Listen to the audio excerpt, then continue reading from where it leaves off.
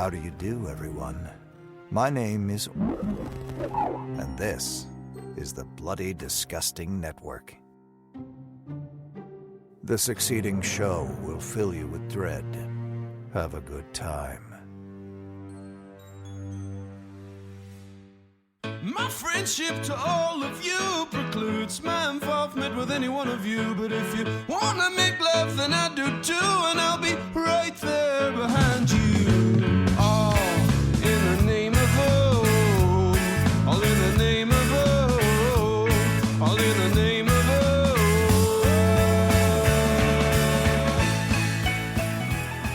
oh. Greetings, constant listeners, and welcome to another episode of the Losers Club, a Stephen King podcast. I'm your host, Michael Rose Red Roffman, and today I find myself sitting in the smoking section of the Gotham Cafe, wearing a nice tailored black suit with my lucky quarter in my right pocket and my trusty mini recorder in my chest pocket. Here's the rub, though. I'm getting this nagging feeling of, what do they say in French? Ah, oui, déjà vu. I've been here before. Just as I expected, there's a portrait of John Dillinger up on the wall. The fellow over there in the corner looks a little bit like Pablo Escobar, and that hitchhiker across the street standing outside the Dolphin Hotel. I remember asking myself, does he ever get home? But even more perplexing, I know I've sat in this very chair and held this very book I'm clutching in my hands. Maybe it was last week, maybe it was 10 years ago, but the feeling that this has all happened before is so strong, so palpable, and so intense that I just know I have to share it. I have to scream it to the ceiling. I have to tell somebody I'm in hell. Fortunately for me, and for you, constant listeners, I can put all of this on the table to dissect because I'm not alone at this luncheon. No. I'm joined by some very familiar faces, a quartet, if you will, who they're going to help me figure out just what the hell is going on here. And lucky me, they also have the very same book I do. Everything's Eventual, Stephen King's collection of 11 short stories and 3 novellas that Scribner published, 20 years ago in the March of 2002, which is, I believe, 3 months before Ang Lee's Hulk came out in theaters. Anyway, before we flip ahead, let's go around the table and make some introductions. Randall, say hello and tell us how you first came to this collection. Hey, it's Rockin' Randall, room 4, Colburn. Mike, I just want to say your intro is absolutely beautiful. And I just want to say that I think you can tell when you are heading an episode and when I'm heading an episode, because you'll write these like beautiful intros and then I'll just be like, hey, everyone, everything's Eventual today. All right, let's introduce ourselves. I get nerdy with them. I get very nerdy. I love it. I don't know. I just love putting us in a situation. It's I don't know. It's or like ridiculous.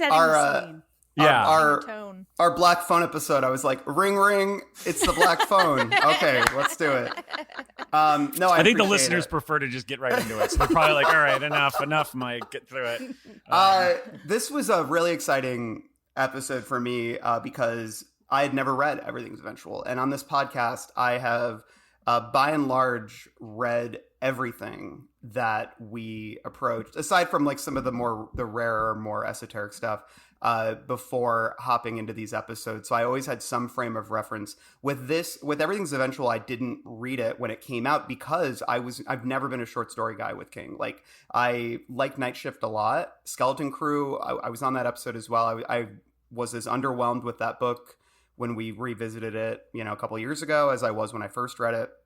Although obviously the Jaunt and the Raft are king shit. But and then Nightmares and Dreamscapes, I remember I really didn't like, and I know our panel didn't really like it, and I know our listeners didn't really like our panel. So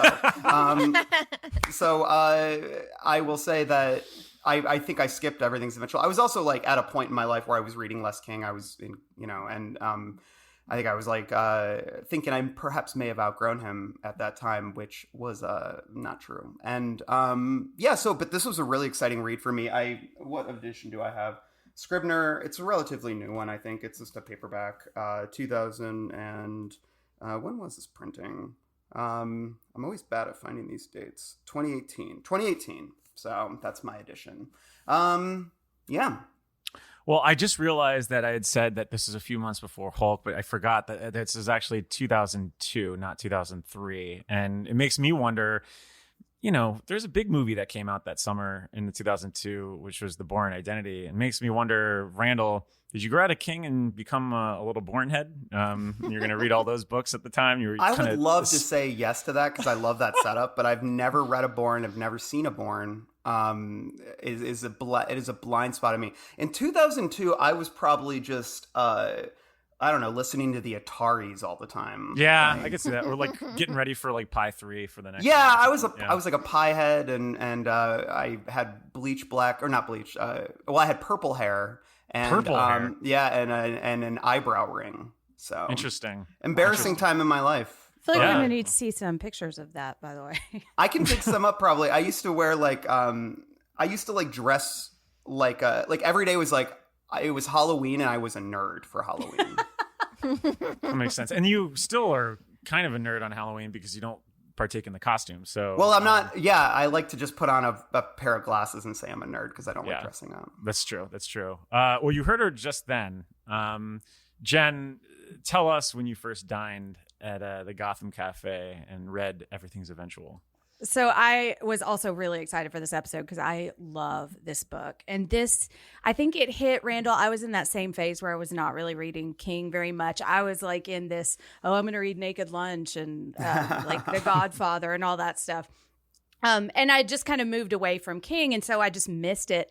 And then my roommate's boyfriend in college was stationed in Miami. And so in the Coast Guard. And so I was visiting them together and we were at a bookstore and I found this, which is a 4 CD copy of Blood and Smoke. And so I was like, oh, it's new Stephen King. Yay, I'll impress them because I'm into Stephen King. And so I bought it. And this was actually my first audiobook. And so I credit it with like making me fall in love with audiobooks. And like, as I've talked about a lot, I listen to most fiction audio now. And especially Stephen King. I've listened to it over and over and over again. And it also got me back into Stephen King because it's got Lunch at the Gotham Cafe, 1408, and In the Death Room on it.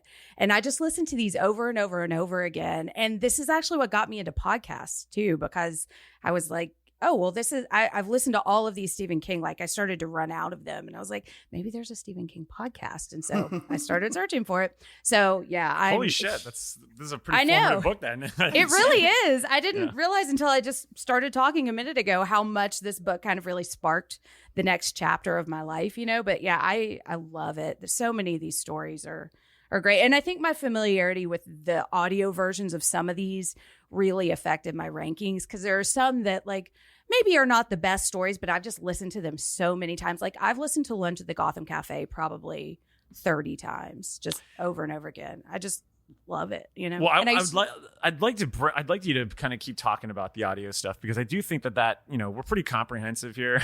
Listeners probably sure you could cover everything. There's a little bit. Sometimes a little too much, but audiobooks I feel like is our blind spot when it comes to this just because I'm not an audiobook guy. I don't think Randall, you're not really too much of an audiobook guy, right? Yeah. And I know I don't think Justin is either. I think you're really the only one that's on the that goes in on it. And Blood and Smoke was certainly one that we wanted to we were kind of kicking around like, well, do we do this now? And we ultimately were like, well, we haven't done audiobooks, so let's just kind of wait into it. So I do think it would be great if you when we're going through these, kind of share some of the the parallels of what they were like on audio too, because I think that's an important component here. And it's cool because like starting with Nightmares and Dreamscapes, they started to get like really big names to read stories, and a lot of times I think the people who read the stories really affect like the impact. Like I've listened to Rob Lowe read Dolan's Cadillac, and it does such a great job that it amplifies the story. Like it makes me love the story more, And like Frances Sternhagen reads Grandma, and like so I can tell you who reads these stories as we go along too. Yeah, that'd be great. I love the idea of Rob Lowe reading a Cadillac. It's a Cadillac. Right, exactly. He does a little like Kennedy impression midway through. Oh, too, really? It's just really, it just made me love him. So I just love. We gotta get Lowe on the pod. I know we do. Really do. I mean, he might be hard to get, but he's such a King fan, and he's had so much history with King. We would only just talk to him about Tommy Boy though, the entire time, like that and like Wayne's World. Tommy's Boy and Dolan's Cadillac and Wayne's World. He's like, guys, I got 5 minright left. You want to talk about Stephen King at all? It's like, well, what was it like hanging out with Dennehy on set? All right, well, we have the fourth member of our quartet. Ashley, welcome. Hi. Say hello and tell us your eventual origin story. Yeah, I'm Ashley. My brother was eaten by wolves on the Connecticut Turnpike, Casseday. And Nice. I read this in 2003, which is what tripped you up on the That's why, yeah. Hulk story. But I was a freshman in high school-ish, freshman or sophomore. And I had read it, and I had read a couple more short story collections. So this was like the beginning of my King obsession. And I remember it was interesting rereading this because I had not reread it since 2003. So it was a very interesting reread because I got to realize which ones I skipped. Yeah. Because I skipped stories too when I was a kid. Yeah, because when I was a kid, I was like, I want to be scared. So if he starts talking about something that's not scary, I'm like, what's the next story about? Like Pablo Escobar or something. You're Yeah. like, Where "No, I I'm was good." like, who's that? Like, what? I'm in Lutheran school. I don't know. So, but I loved it. I didn't have like it didn't change my life. Maybe one story did, which I know we'll get to. But it also, this is fun. I've never read a oh gosh, what's the Gunslinger? Oh, Dark Tower. Dark Yeah. Tower. So I've never read any Dark Tower because I'm not Really? a fantasy person. I don't like fantasy, and I think honestly, the only connecting thing I can find, I think if a story has horses in it, I'm immediately like, I'm done. Like, I'm out. Something about horses, it's like Westerns and fantasy. And that's the connector that I can find is horses. So I did not know, and we'll talk about this, I'm sure, that one of the stories in this collection was sort of a prequel to the Dark Tower series.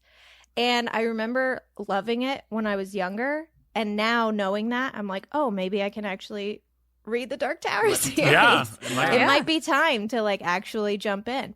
It's worth but yeah, reading. I've always really liked this collection, even though I did skip several. Now knowing that I did skip several when I was younger, I always loved this collection. I remember I still have it in my parents' bedroom. It's like displayed because the original cover was so cool. Yeah. I believe it was from the lunch at the Gotham Cafe. It's like the blood on the tablecloth. Yeah, so I've always been a huge fan. Well, I'm glad to have you here. And I can be tell your back. enthusiasm, because when we asked, you immediately jumped on. I mean, it was kind of rare because, I mean, honestly, we asked everyone on the Losers, and like I feel like this was kind of like a left field book for a lot of folks. Like, Yeah. I don't know if a lot of people had that much of a tie to it, or at least an emotional connection. So I'm glad that we got you on here, that you have that sort of love for it. It was mostly I was so excited to reread it. Yeah. And also, as I'm reading it, and especially as we get to one of the stories on here, I realize, oh my God, this is so perfect that you're on this. And you'll have to explain why, because I'm sure you're going to have a lot of insights into this story. And I'm not going to spoil it yet. But so for me, this is a book that, God, this has been sitting on my shelf for like 15 years. My godmother, Kate Liston, she got me this collection a long time ago when I worked at DePaul University here in Chicago. And we talked a lot about King. And it was around the time that Under the Dome was coming out, or I had just gotten Duma Key or something like that. And that's kind of struck up our friendship about Stephen King. So I always think of this story tied to her. And I just never got to it. I think I wanted to, read it right after I did a read through of Night Shift around that time in 2007, 2008. And then I got distracted with, Under the Dome, and then 11/22/63. And then I really went into the Dark Tower. And so just kind of sit there and gathered dust all this time. And I remember when I finally went to go finally read it, we just decided, all right, well, let's do this podcast. And so I dialed back to 1974.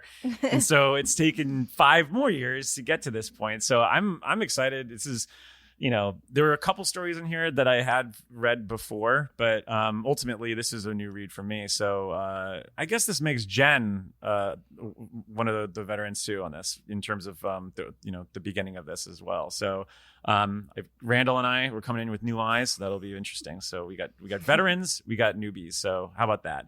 All right. Well, look, this is a collection. of short stories, which means that this isn't going to be our regular book episode. It's going to be our short story episode, which is something that we haven't done since Randall already mentioned since 2020 with Nightmares and Dreamscapes. As he also mentioned, a polarizing episode. And I think it's not just the panel that makes it polarizing, but I think it's just because of the way these episodes are structured. So for those that don't remember, we rank these tales, and we ranked all 14 of these dark tales that we have before you, and we go from worst to best. And this being 2022, an era where criticism is often looked down upon, the idea of something being worse can ruffle feathers. But I'll just say this right now, speaking personally, and I think most of us would agree, especially based on our introductions here, the worst of these stories really don't fit into the reputation of that word worst. I think, but something's got to be at the bottom. So, take that into consideration when you start ranking these stories up ahead. But before we do that, I do have some bad news. The maitre d' just asked us to leave kindly. Though I do sense some malice in his eyes. So like a nasty road virus, let's head north and discuss the history of this collection in a cozy little place that we call the Derry Public Library. Mike Hanlon, if you see... Excuse me, sir. Do you have Prince Albert in a can? You do? Well, you better let the poor guy out. Tell Mike Hanlon that I had to go, that I had to get cleaned up. Tell him I'll see him tonight. Get out! Last chance, Tosha. Get out! Get out! Excuse me. All right, here in the Derry Public Library, we get to talk about the book as a whole for a bit, and I think it's important to kind of see the larger canvas of Everything's Eventual before we start dissecting it at a micro level. So, as I mentioned earlier, it was published on March 19th, 2002, less than 2 months after Rose Red aired on ABC, a good half year after his collaboration with Peter Straub on Black House, and just a little over a year after his big return with Dreamcatcher. So to quote my boy, Steve Winwood, you could say King was back in the high life again. Great song. I wish we could put a needle drop in there, but we'd get sued, and then we wouldn't be in the high life. We'd be back in the debt life. But we probably do like less than 5 seconds, right? We probably could. Actually, Kyle, punch it in. All right. God, classic tune with great production, slick production from an era that I guess is being nostalgized. Yes, bygone, you might say. A bygone era. So, all right. Why Everything's Eventual? What was he thinking here? What was the conceit? Well, there are a lot of answers in King's preamble, introduction, practicing the almost lost art that I think are worth illuminating.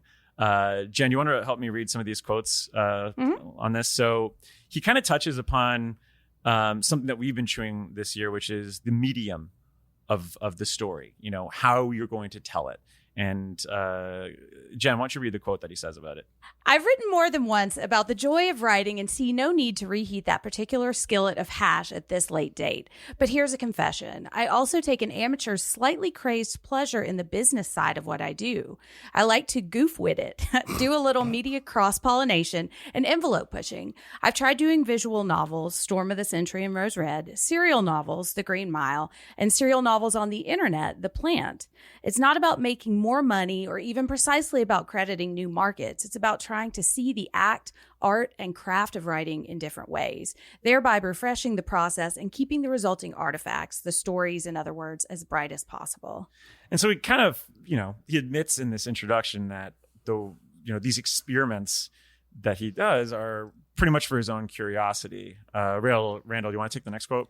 Yeah. And I just want to add, we've been talking about that. One of our first episodes of the year was Y2 King, where we talked about King and the internet, basically. Because Writing the Bullet was an ebook, the first mass market ebook. It was a big historical sort of thing. And then The Plant was this really fascinating experiment online. And then, Everything's Eventual sort of, and you might touch on this later, but it coincided with the release of a video game, which is kind of a neat idea, although the game is dog shit. But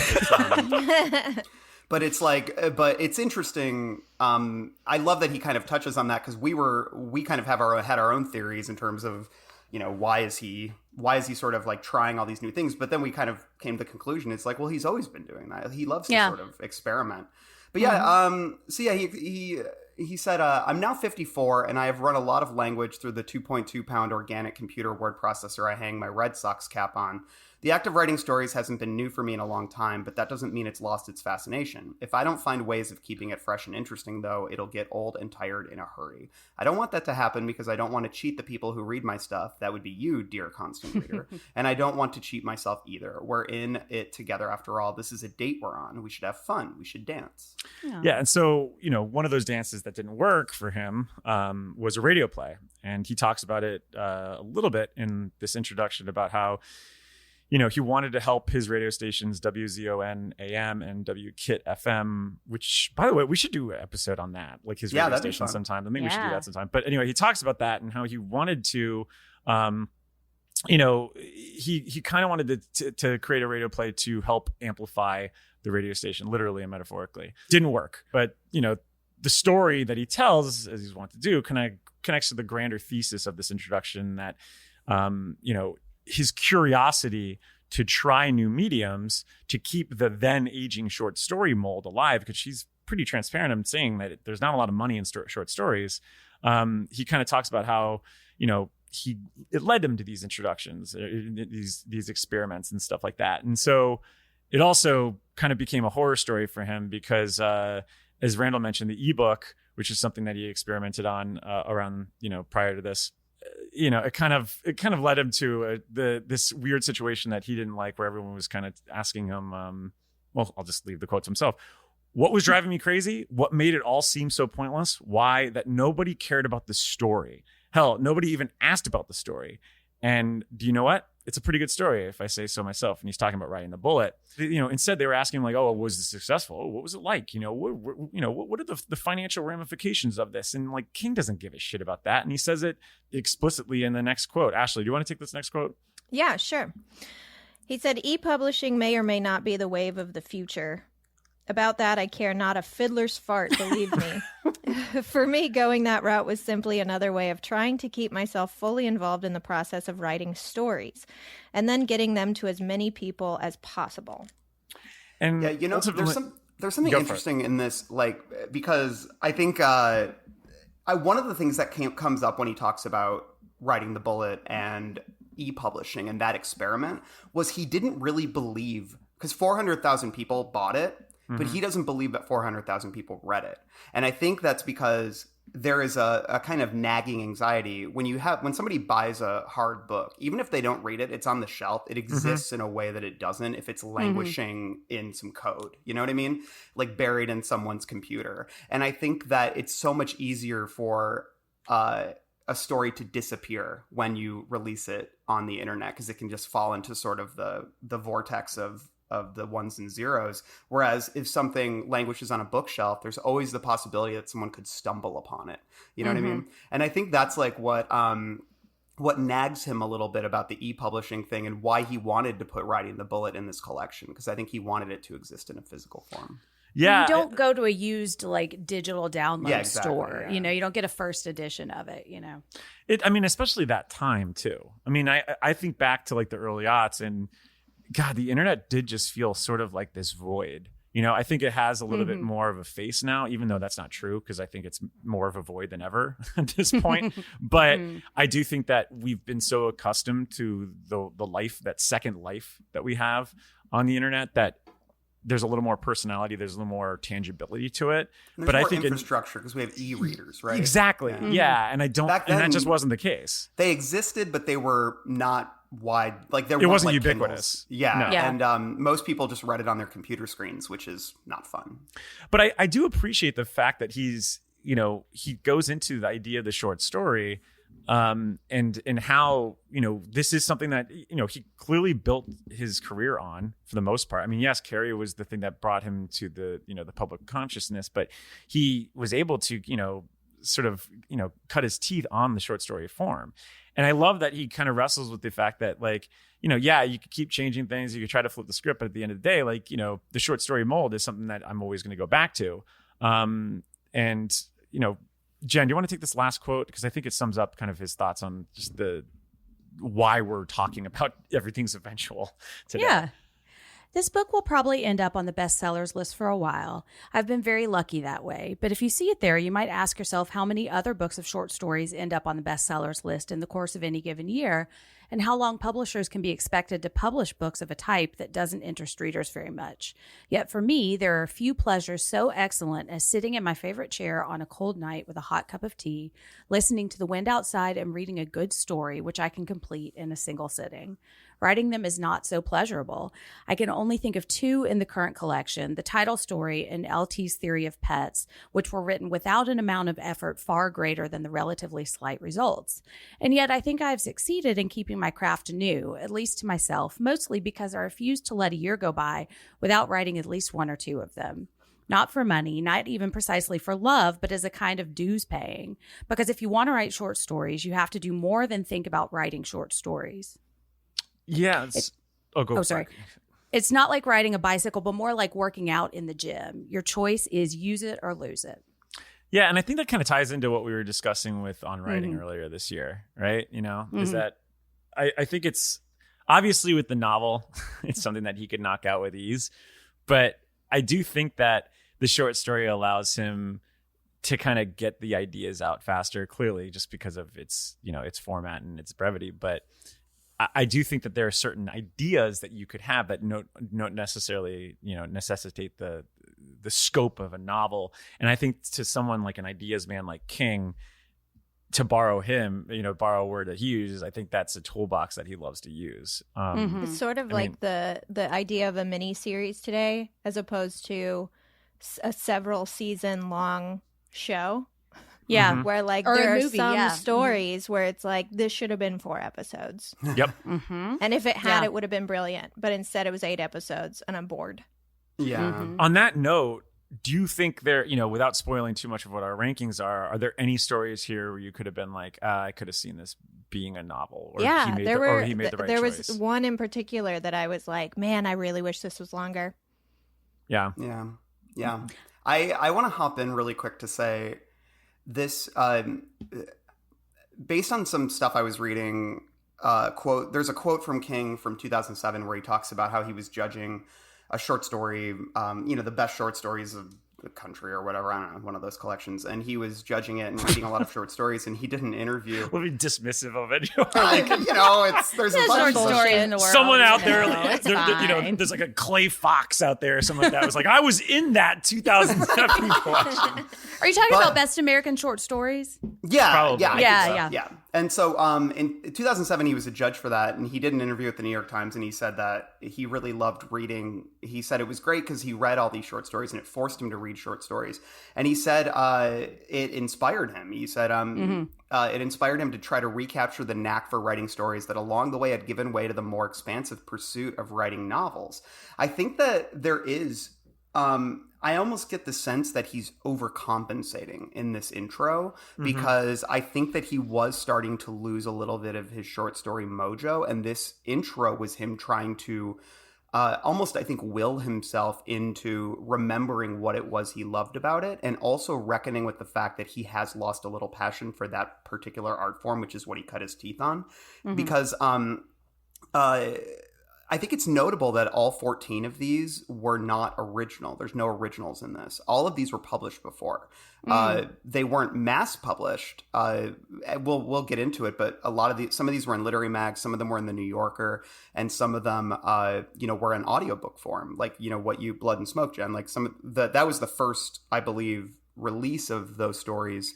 The Blood and Smoke CD that you have, and then they were, he wrote them for that particular format, and then they were released. One of these was in Secret Windows, which is that companion book to On Writing, which was just but a lot of those were limited editions. Oh, and then there was the 6 stories book that he released in 97, I believe, that had Blind Willie, which went on to be in Hearts in Atlantis, and the other 5 stories in that are all in this.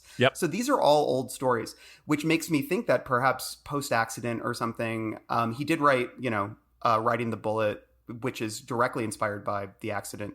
But I think that Otherwise, though, I think it's been hard for him to perhaps tap back into that. And he is more like he's writing these books like Dreamcatcher, and Black House, which are just these sprawling tomes, Mm-hmm. And it's funny, too, because From a Buick 8, which is our next book, is relatively short, but he wrote that before the accident. And I don't have it in front of me, but I'm curious what the next one was after that, because I feel like he's in this process of writing long books, which is going to be interesting as we move forward. So yeah, I think that he was sort of reckoning with the concept of the short story when he released this. And also, I think doing what King often does, which is be insecure about his more literary work, because he kind of wears it on his sleeve that this is a mix of, and he'll be self-deprecating when he talks about it, but he's like, my New Yorker stories.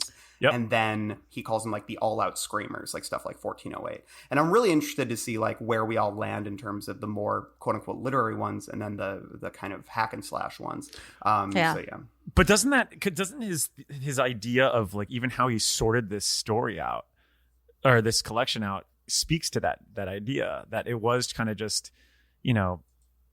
this wasn't some sort of thing that he came together and was like, all right, well, I'm going to make this book. I'm going to write some originals for it. Like, no, like it kind of, there is a laissez-faire attitude that he has to it that speaks to even how he put it together. Read the quote that he talks about how like how he came to these stories, because it's a little weird. Yeah, so he said, what I did was take all the spades out of a deck of cards plus a joker. Ace to king equals 1 through 13, joker equals 14. I shuffled the cards and dealt them. The order in which they came out of the deck became the order of the stories based on their position in the list my publisher sent me. And it actually created a very nice balance between the literary stories and the all-out screamers. I also added an explanatory note before or after each story, depending on which seemed the more fitting position. Said, next collection selected by Tara, which is funny. But even to that sort of, to what you're saying though about that, his mojo with the short story and kind of where he's at, like it's interesting that there are liner notes, and we're going to read each liner note because I have them tied to each one of the stories that we're going to discuss, but he didn't really do that before. So it is kind of interesting that he had that in there. And I don't know, we don't have to dwell on it too much, but I mean, do you think this process that he had with the shuffling of the cards and the liner notes, does it work for all of us? Like, or do you think that there should have been a little bit more? Well, no, because the lucky quarter should not end this book. Yeah, it's like 1408 or Writing the Bullet should end this book. It's I kind of like it as an end. Do you really? Okay. Capper, yeah. This is the first I'm hearing about this strategy, which I love as a huge tarot fan and like. Let the spirits guide you. I love that. And I look at the order of this, and it could be that I'm just so used to seeing it and not questioning it, but I think the order is pretty perfect. I love the way, like, I feel like the weighted stories are like kind of evenly sparsed, like I love that Autopsy Room 4 starts it off because I feel like that sets it on just this really bizarre tone, So yeah, I love it. That makes me so happy to hear that. What about you, Ashley? What do you make of the balance here? Balance wise, I think it was pretty balanced. There were, even in terms of length of stories, I feel like it was pretty balanced where you didn't have two monsters back to back that often, which can feel a little daunting if you are reading a short story collection. And I thought it was interesting what you were saying earlier, or what King said about how, short story collections aren't as interesting to readers. And I think that's interesting because it's true. Every time I hear he has a new book out and it's like, it's a collection of stories, I'm like, meh. And then I read it and I always enjoy it every time. So I don't know why I have that reaction to it. And that's an interesting, maybe psychological reaction that I could dig in deeper to. But no, I actually didn't mind it. I did think Lucky Penny was a little womp womp to end on. Like once it ended, I was like, well, I'm done, I guess. Yeah, it does. It is a very strange, like, sort of coda almost in a way. Well, I'll say that I think this is me. I don't know if this is true at all, but I think about a lot of King stuff in this era post accident and what the accident was doing to him. Like I see all these notes on these stories because we talk about on writing and in a lot of his stuff after that he was becoming more self-reflective in this period because he had encountered death like pretty, very directly, which is very much what Writing the Bullet's about. And started to muse a lot about who he is, why he does what he does, and all that kind of stuff. But so I can see that. But I think that's why he included those personal notes on these stories. I think also because his publisher might have been like, dude, we need another book from you. And don't get me wrong. Which is insane considering how much they've already been putting out. And he does so much. Like, it's not to say that he had writer's block or anything, because he did Rose Red, he did Dreamcatcher, obviously Black House. And then he already had From a Buick Gate written that was about to come out. So it's like, but it does make me wonder if they were like, well, he needs something easy. Like, why don't you just round up some old stories, something that can easily be collected. And then he's like, I'll add some notes to make it a little more personal. But you do also get the sense that he's trying to make sense of himself and his own life and why he does what he does with a lot of this stuff. And so, but that's you get really, that, yeah. But you get that sense with these stories. I mean, that's a perfect segue to what I wanted to discuss is that, like, I know more often than not, I feel like these collections are pretty much just scrapbooks for authors. But I do think that there are a lot of recurring themes in these stories that add a little bit more unification than even, say, Night Shift or Skeleton Crew. I mean, marriage informs the majority of these stories. Smoking informs the majority of these stories. Mortality, the afterlife, and what's beyond is all throughout these stories. And I think that kind of ties in what you're just discussing, Randall, is that like this, there's a lot of this stuff that's part of his reflective state that's post-accident, but also pre-accident. Because because a lot of these stories were written pre-accident. Yeah, and like they kind of tie into like what we've been discussing with like Hearts in Atlantis, and even on Writing, which you had already started at that point. So I don't know, and I think that you could even lump in the historical fiction stuff, because I do think that there's a real appreciation for history here, and like the questioning of like the fabric of time, and like who, like even just when he discusses like the concept of the hotel room, and like, oh, isn't it creepy? Somebody could have died here. Somebody could have, had sex here. All the people that slept in the bed before you. Yeah. And I think that concept of who was here before I was really does echo and reverberate through, I don't know, at least a good half of these stories. And I'm hearing a lot of nods or hearing a lot of ums and nods, and seeing a lot of nods. And is it, do you agree with that? There's like this connective tissue here? Or do you think this is just happenstance? Like maybe this is where he was mentally? Like, no, totally. I mean, and also the idea of being trapped throughout. There's a lot of it. Trapped in a relationship, trapped in a marriage, trapped in a car, trapped in a room, trapped in, that was what I actually didn't pick up on until after I read all the stories, and it was like, what does connect these stories? Some of them seem so not fitting for this collection. And then after like writing my notes on all of them, it was like every single story was about a person who was trapped in some way. Even Lucky Quarter, trapped financially. Yep. So I actually do think they all fit together really, really well. Where I didn't before, it wasn't until after I sat down with it and had to rank them and had to go through them and had to go through my feelings while rating them, where I was like, oh wow, this collection is actually really strong. Yeah, and that's also like, I love that read. And also he's middle-aged. Like when he's writing this, he's around 50, and I think that a lot of people start to feel that way. I think a lot of people start to feel that way in that time. It feels like a real transition, I think, in his short story collections too, because like the later collections are going to start to feel a lot more unified. Like when I think about my favorite story of The Bazaar of Bad Dreams, I loved that collection, but like the highs aren't as high because it just is really cohesively woven together. And this just feels really kind of like a snapshot of where he was at the time, which I think is partly why I love it so much, because I love, like, my little hobby is trying to figure out what he's thinking about right now. And I think the idea of being trapped is right on.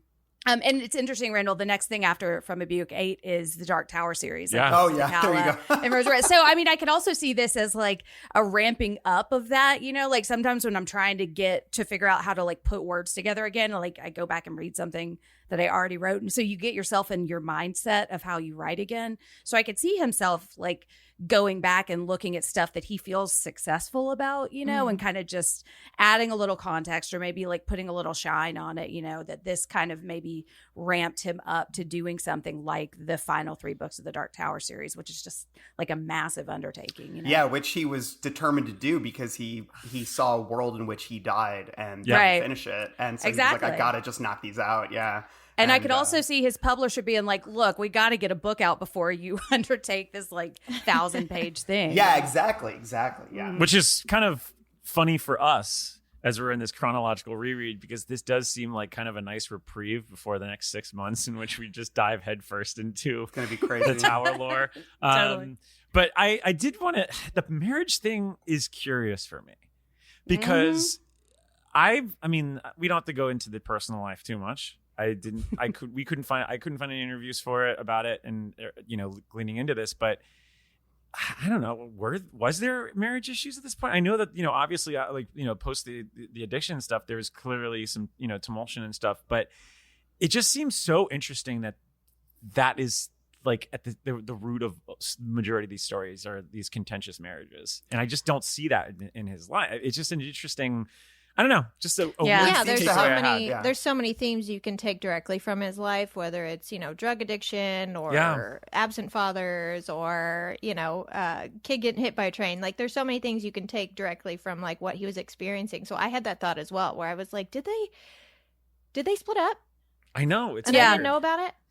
Well, I think like we talked about this in our episode on the accident. I think that he was taking like a lot of painkillers, and we know I feel like I'm like doing some armchair psychiatry on him, but like we also know that like one of the worst times in his marriage was when he was trying to get sober, and she was trying to get him to stop doing drugs all the time. And I wonder if that popped up again as he was taking painkillers again, because he didn't have a choice because he was in so much pain that he was just kind of thinking of that in the context of his relationship. Because when I read these stories, I don't get the sense that his marriage is in trouble while he's writing it. I get the sense that he is contemplating the edges of a marriage ending, which is not necessarily his own, but just kind of thinking through all of it. I think anyone who is married for a long time, you think about how inextricable, like you talk about, I certainly am not saying that like everyone who's married feels trapped at some point, but I mean, maybe to some degree, because I think marriage is obviously a very complex and complicated thing,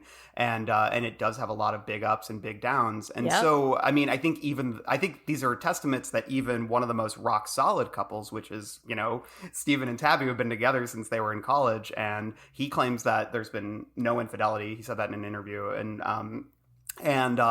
he says he's been like faithful to his wife all these years.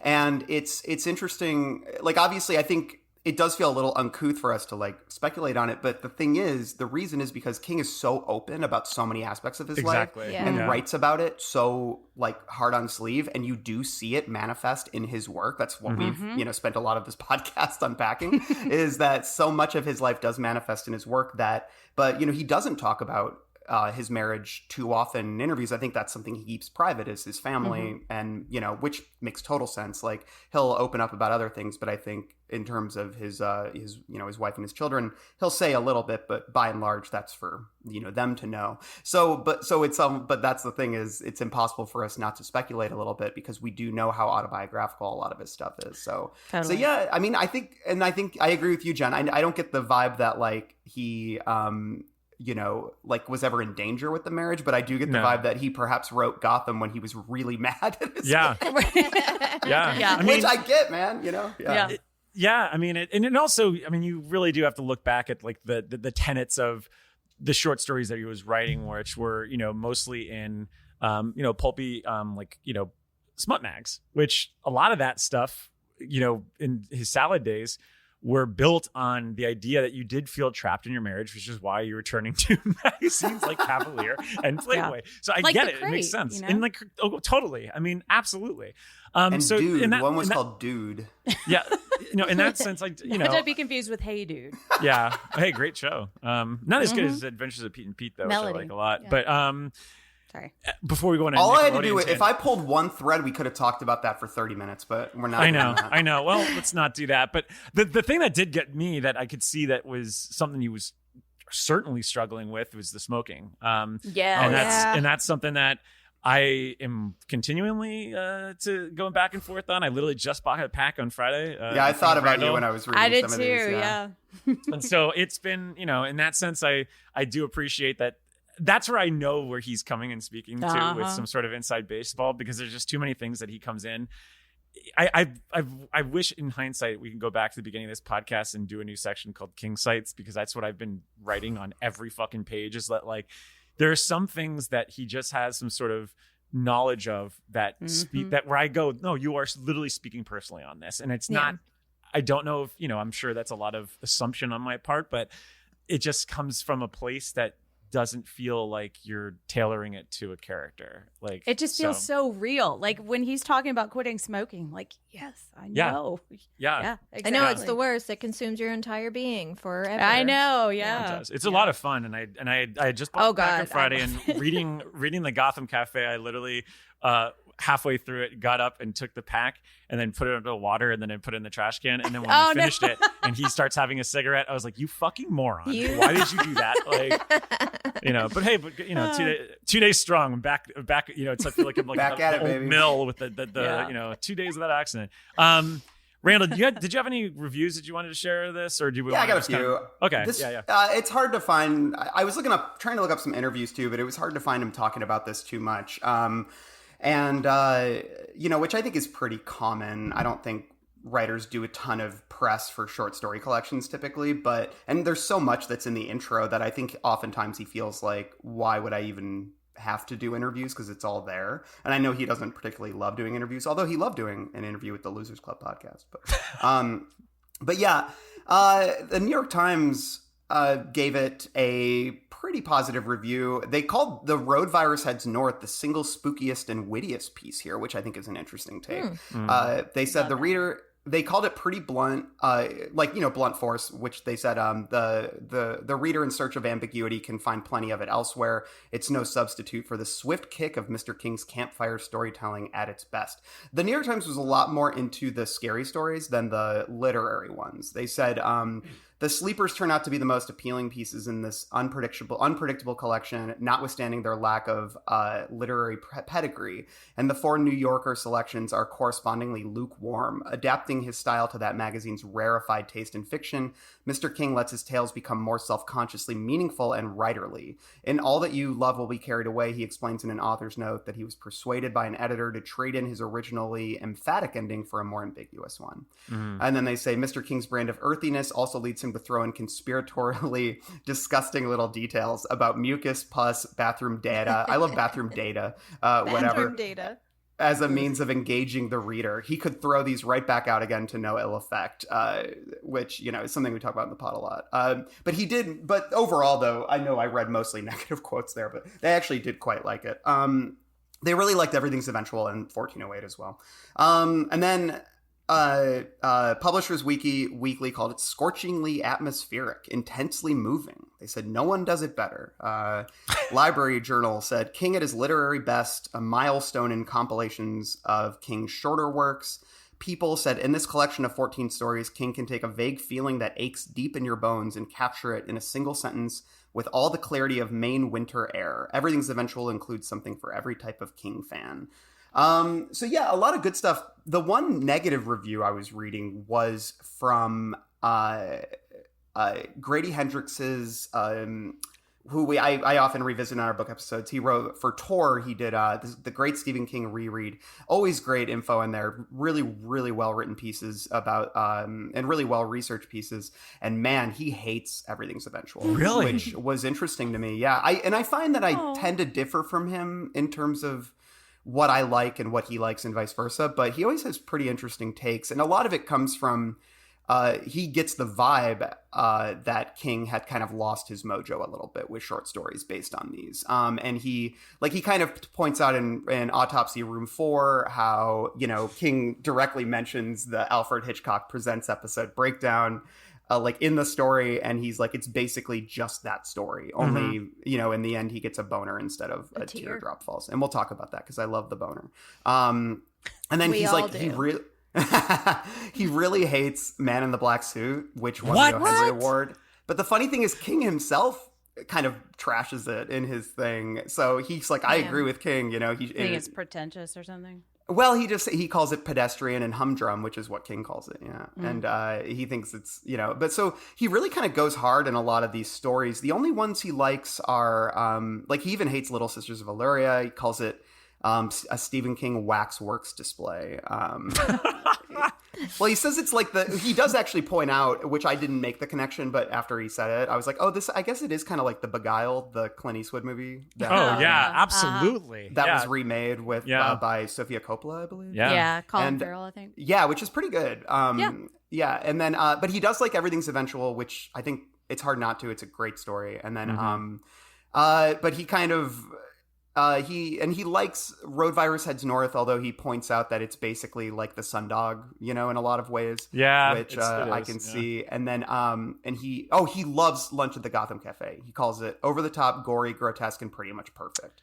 Interesting. So, but he's more into the literary stories than he is the horror ones, and I found that interesting because that's like the total opposite of the New York Times review, and I do think it's kind of like whatever it is that you're looking for from King. And I think he wanted, you know, because he was torn between these two poles at this time. And we talked about this extensively in our Bag of Bones episode, was that he was sick of being seen as a genre writer. He wanted to be respected as a literary writer. And I think he's always drawn to the horror, you know, and so it's something he's always wrestling with. And, you know, I think even in our interview we did with him, you can sense that he still has a lot of insecurity over the idea that he was lambasted by a lot of prominent people in the 70s, 80s, and 90s as, you know, tawdry paperback writer. And he saw himself as more and wanted to be more than that. I mean, and, he literally told us, like, I don't want to go there.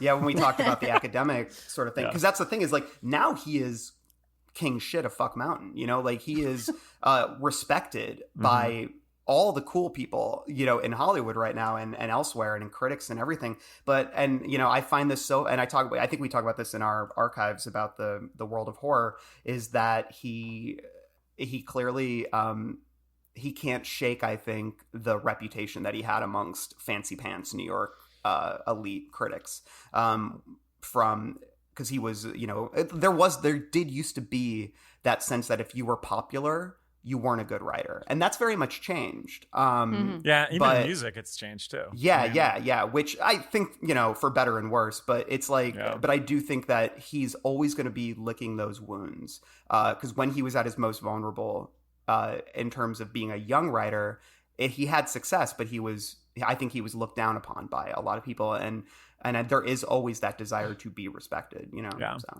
Well, I will say that this does feel like a new era. And we could obviously unpack that as we go. But even from a literal level, it was.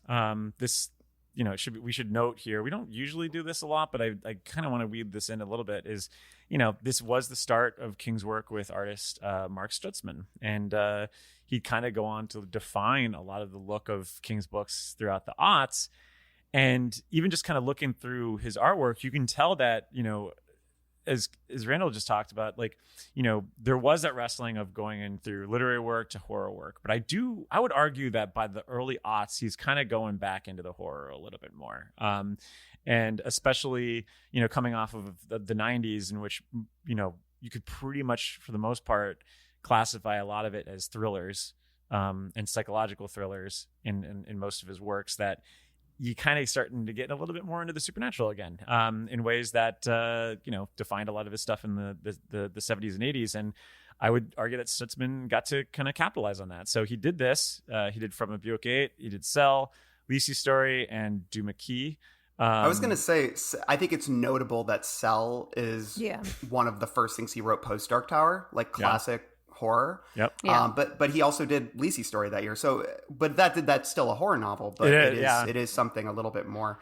And it's a weird era. I'm really excited and I'm excited for Dark Tower, but I'm also really excited for post Dark Tower, because we're getting into weird territory. Oh, it's very, very weird. And a lot of that weirdness, I think, is reflected in these covers, and especially this one.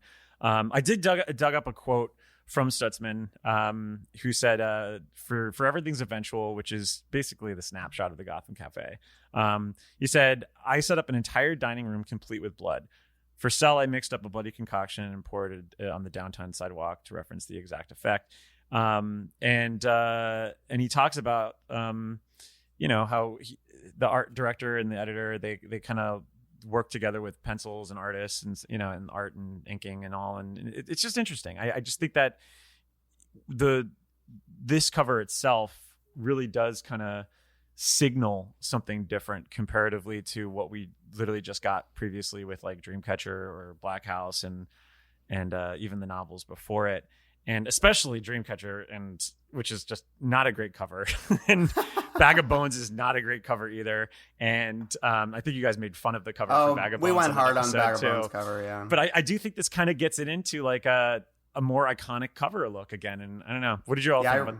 Not to belabor the point on the covers too much, but I mean, what do you all make of this cover? It's just really evocative, It's like, what is this? And now, like, I saw it after I had read Lunch at the Gotham Cafe, and so I was like, ooh.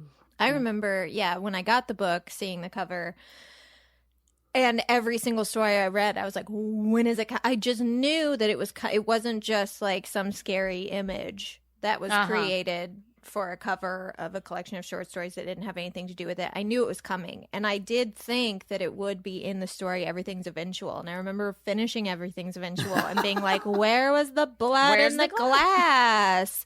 Yeah. So once I got through Gotham Cafe, I was like, holy shit, that's the cover. So that was exciting for me as a 14-year-old. It's such an evocative description, like the drop of blood in the glass and the way he writes it. I can see why the illustrator chose that, because it's such a beautifully written piece of evocative imagery in the story. So well, and it's also kind of going along with what we've been talking about. Like, there's a mix of really literary type stories and like real fun hack and slash, and so it's like this really fancy like set plate. And Gotham gets to be a little bit of both. Yeah, exactly. Yeah. And then just like this blood kind of crashing into it. So and that's why I think he's perfect as the artist for this era. Yeah. So, but let's get into the stories, because we've already talked about an hour for the history. We've talked about pretty much everything. So let's do it. Number 14. Are we ready to go? Are we going to do this? Let's do it. Let's do it. All right. Number 14. The not so lucky quarter. This one dates back to June 30th, July 2nd, the 1995 issue of USA Weekend, not to be confused with USA Today or Us Weekly. Here's what King said of the story. In the fall of 1996, I crossed the United States from Maine to California on my Harley-Davidson motorcycle, stopping at independent bookstores to promote a novel called Insomnia. I think you've heard of it. We've covered it a couple of years ago. It was a great trip. The high point was probably sitting on the stoop of an abandoned general store in Kansas, watching the sun go down in the west as the full moon rose in the east. I thought of a scene in Pat Conroy's The Prince of Tides, where the same thing happens, and an enraptured child cries out, "Oh, Mama, do it again." Later in Nevada, I stayed in a ramshackle hotel where the turndown maids left $2 slots chips on the pillow. Beside each chip was a little card that said something like, "Hi, I'm Marie. Good luck." This story came to mind. I wrote it longhand on hotel stationery. Now, it's 14. Quote unquote, the worst. We all had this one fairly low. Randall, actually, you both had it dead last. Why wasn't this story as lucky with us as its title implies, in your opinion? I just didn't get it. Ashley, what do you think? Yeah, you don't get it. Well, because I'm here to be entertained. When I read anything, it's for entertainment value. I'm not analyzing literary themes. I like to sometimes go back and do that, but on the initial read, I'm just there to have a good time. Like, I'm there with if it was a movie, I'm there with my popcorn and my soda, and I want to enjoy myself. And I just didn't get it. Like, I found myself at the end. I was kind of into it when she started winning the money. I was like, okay, what kind of monkey's paw situation is she about to get herself into? And then when it cuts to like, just kidding, none of that happened. I was like, what? Okay, so where's the fun twist at the end? And it just sort of, in the end, I just didn't get it. I was like, am I missing something profound? I don't think you are. I think I think that there's definitely something to be read in this story. It just kind of, it feels like it was written on hotel stationery. You know? I think that there's like the shades of something interesting. And I love when he writes about working class people and really does try to like, because he's so good at it compared to most modern writers in terms of writing believable, interesting, low wage workers, you know? And I was excited at the setup. I like the idea of this, you know, woman who cleans motel rooms and things like that, and getting this lucky quarter. And I love that lucky spelled wrong. Like that's the kind of stuff I usually really like in King, because it's a little bit creepy and unnerving. But then, yeah, it's like, I guess I just didn't understand. Like, it's very much about this. I thought it was gonna be a monkey paw kind of thing too, but it's like, you know, the quarter is lucky and it wins her all this money, and then it's not real, and then she like gives it to her son, and then he has success with it, and it's like, you know, as I like to say sometimes, there's two ropes on either side of the room, and I'm trying to connect them and tie them into a knot and make sense of what's happening here, and I can't quite do it for this one. And maybe that means I don't get it, but the story doesn't connect. I don't really know what he's trying to say. Well, he does this Occurrence at Owl Creek Bridge thing, which is, you know, a story, basically a short film that became a Twilight Zone episode. And I think the Twilight Zone is something that we'll probably be discussing a lot in these stories, where, you know, he gives you the goods, pulls it back, as Ashley said, and then is like, all right, well, it didn't happen. But the problem with this one is that it kind of hints that it is happening. So yes, exactly. It's almost That's like what I don't get. It's almost like, you know, he had been, you know, kind of already writing about the because it reminds me a lot of another story that we'll be discussing, probably, like we're going to skip it over. No, we are going to be discussing that feeling. You could only say it was what it was in French. Yeah, exactly. Yeah. And, you know, these two stories, you know, they're similar in that sense that this actually came first because this was from 95, but it's that idea of the repetition that is curious to me about it, because if you did pull it and did the Occurrence at Owl Creek Bridge thing where it didn't happen, I just feel like you needed a zag more. Like, what's the zag here? It's just that you're only hinting at it, and then I guess you're kind of trying to double down on the idea that there is no such thing as luck even when you have it, that you're still stuck with the sort of demons of your life that you're going to have to kind of contend with. I don't know, that just it didn't feel like you could earn the vague ending here. Is what I'm trying to say. Jen, there's great ideas baked into it, but 100%. Yeah. Jen, what do you think?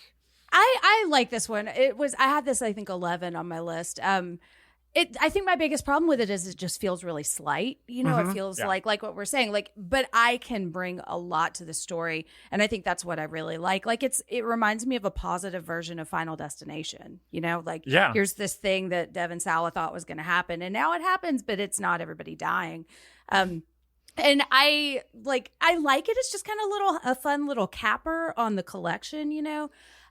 It also kind of taps into my mom's stuff of like weighing what you're going to worry about today. And, you know, but I like it because it just feels really positive. I think I saw somebody describing it as like possibly kind of a darker story about like addiction, or gambling addiction. Like, she needs to keep chasing this. She's got to get rid of the quarter. I don't know if I necessarily see that here.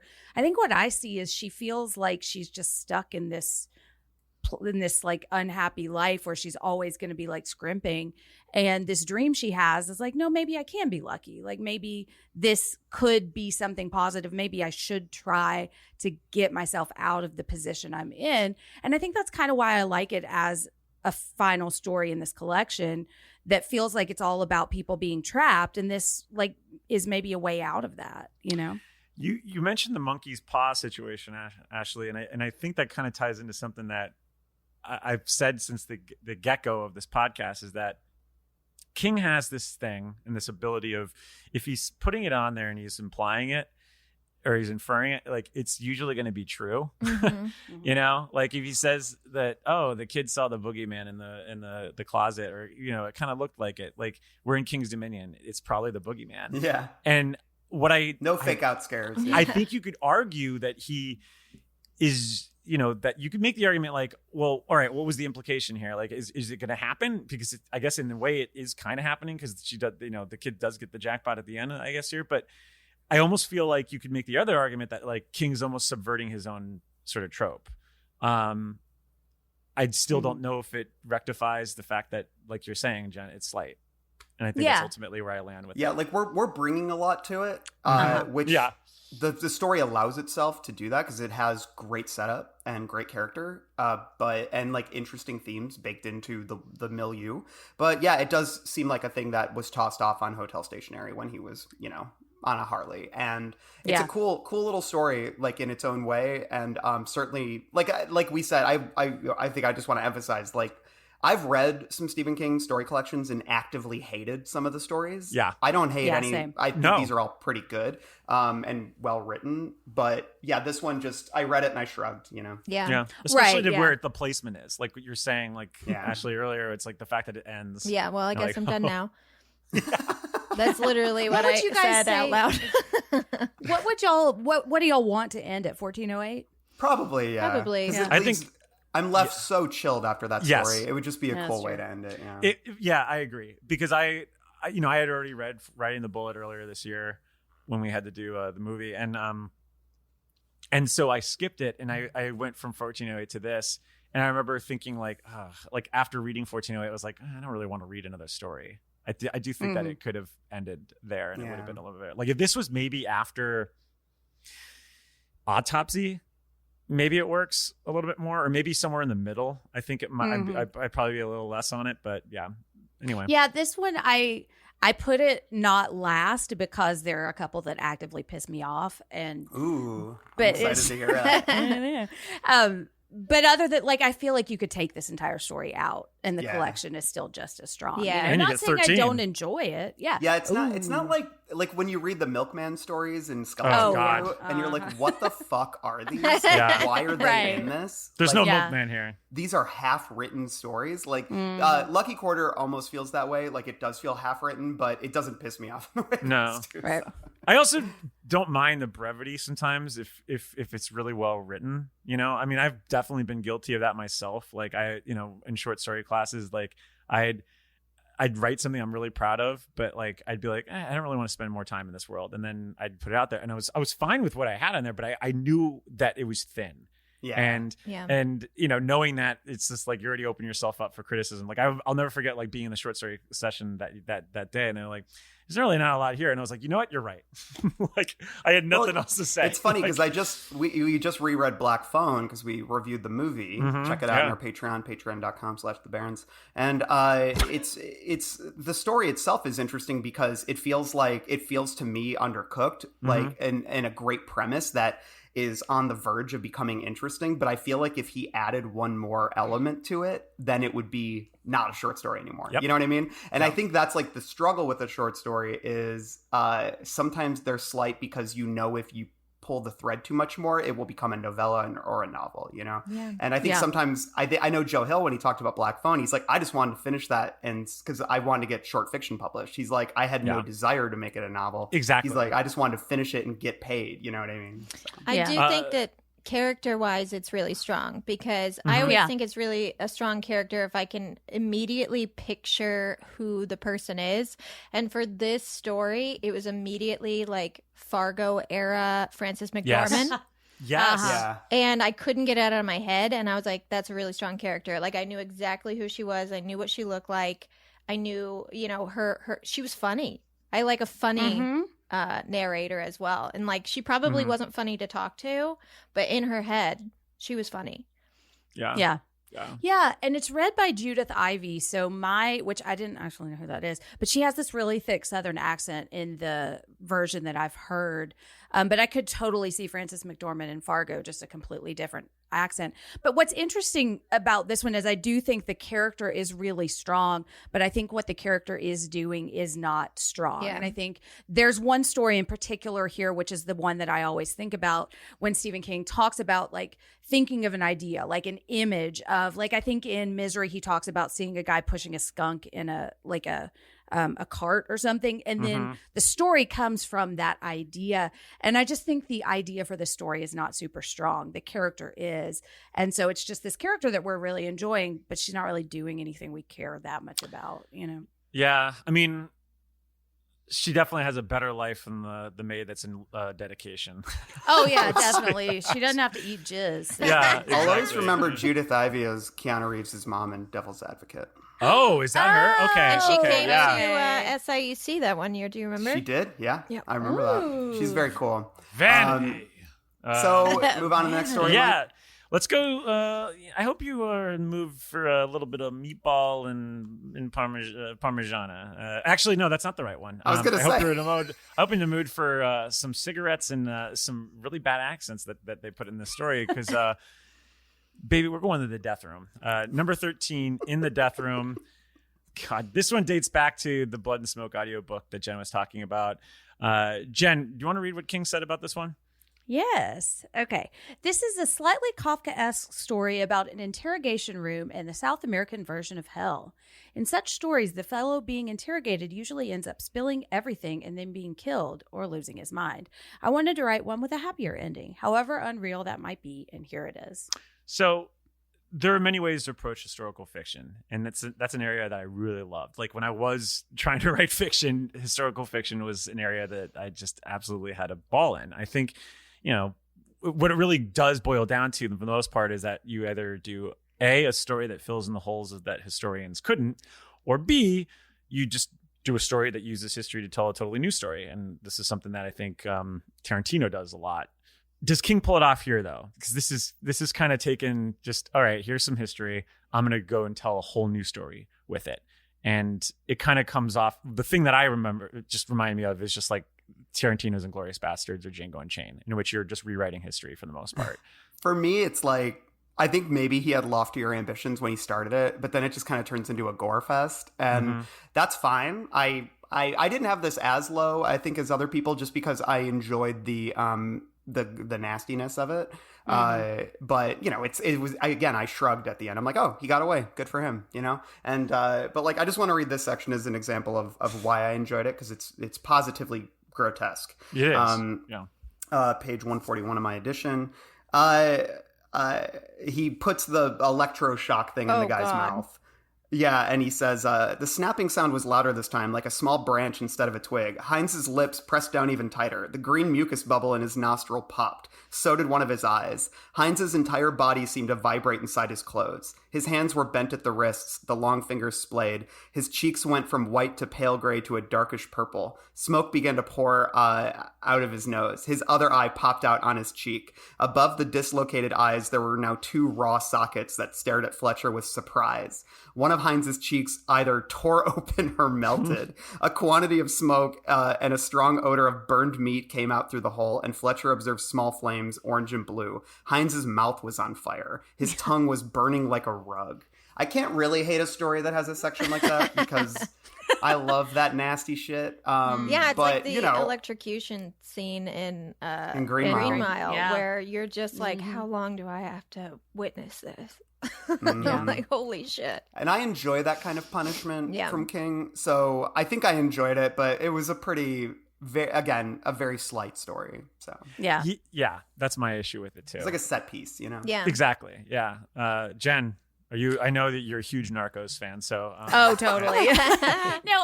I had this a little higher too. And it's funny reading this in comparison to Finn, because I enjoy this story more than Finn, I think. What I like about this is, one, how gross and nasty it is, but I also like this, like, it feels really cathartic at the end where he turns the table on these people that have been terrifying him. And I think that's what I like about it. Like, oh, you thought you were going to kill me? Well, I'm going to kill you now. And he actually does get to do it, but I will say, of the three of Blood and Smoke, this is the one that I always skipped. Like, it's fine. It's just not really my jam, They should have had Schwarzenegger voice. Dude, Oh, Ben. do the audiobook, yeah. Dude, But, like, it's like top 5 audio of all time. It's big, like Predator, like stick around kind of energy. Totally. Yeah. So. Mm-hmm.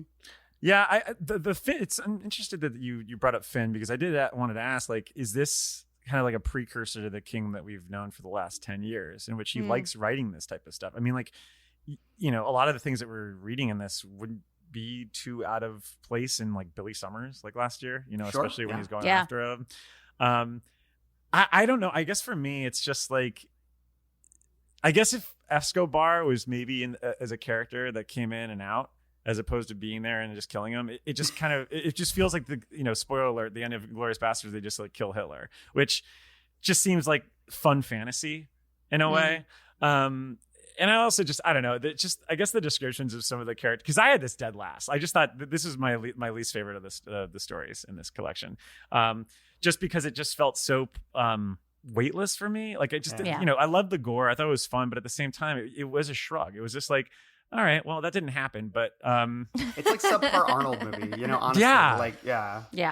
It honestly reminds me of the type of action movies that were coming around this time. Like these movies that were like still pre 9/11, but they were being released post 9/11, and you're like kind of like, oh, we're not really in this age anymore. We kind of have a little bit, we're paying a little bit more attention to the details and the history and the transactions that are happening across seas and stuff. So, the sort of pulpy commando style storytelling just doesn't really exist anymore. It kind of feels antiquated in a way. And I guess that's kind of where I fall on it. But bring them back. I love them. I know I do, and now I miss them because now I feel like we've gotten too far. Like I don't need because in the in the aughts I was loving scenes like I mentioned Born Identity earlier, but I was like loving scenes. Where it was like, oh my god, we're getting like Brian Cox in here and he's talking about like foreign relations for 45 minutes. I can't wait. But now I'm just like, no, I'm tired. I don't need the blue toned, like sepia toned scenes and stuff where it's all moving around and we have, David Strathairn just talking forever about something. Like, I just don't want that. So I do kind of miss these sort of,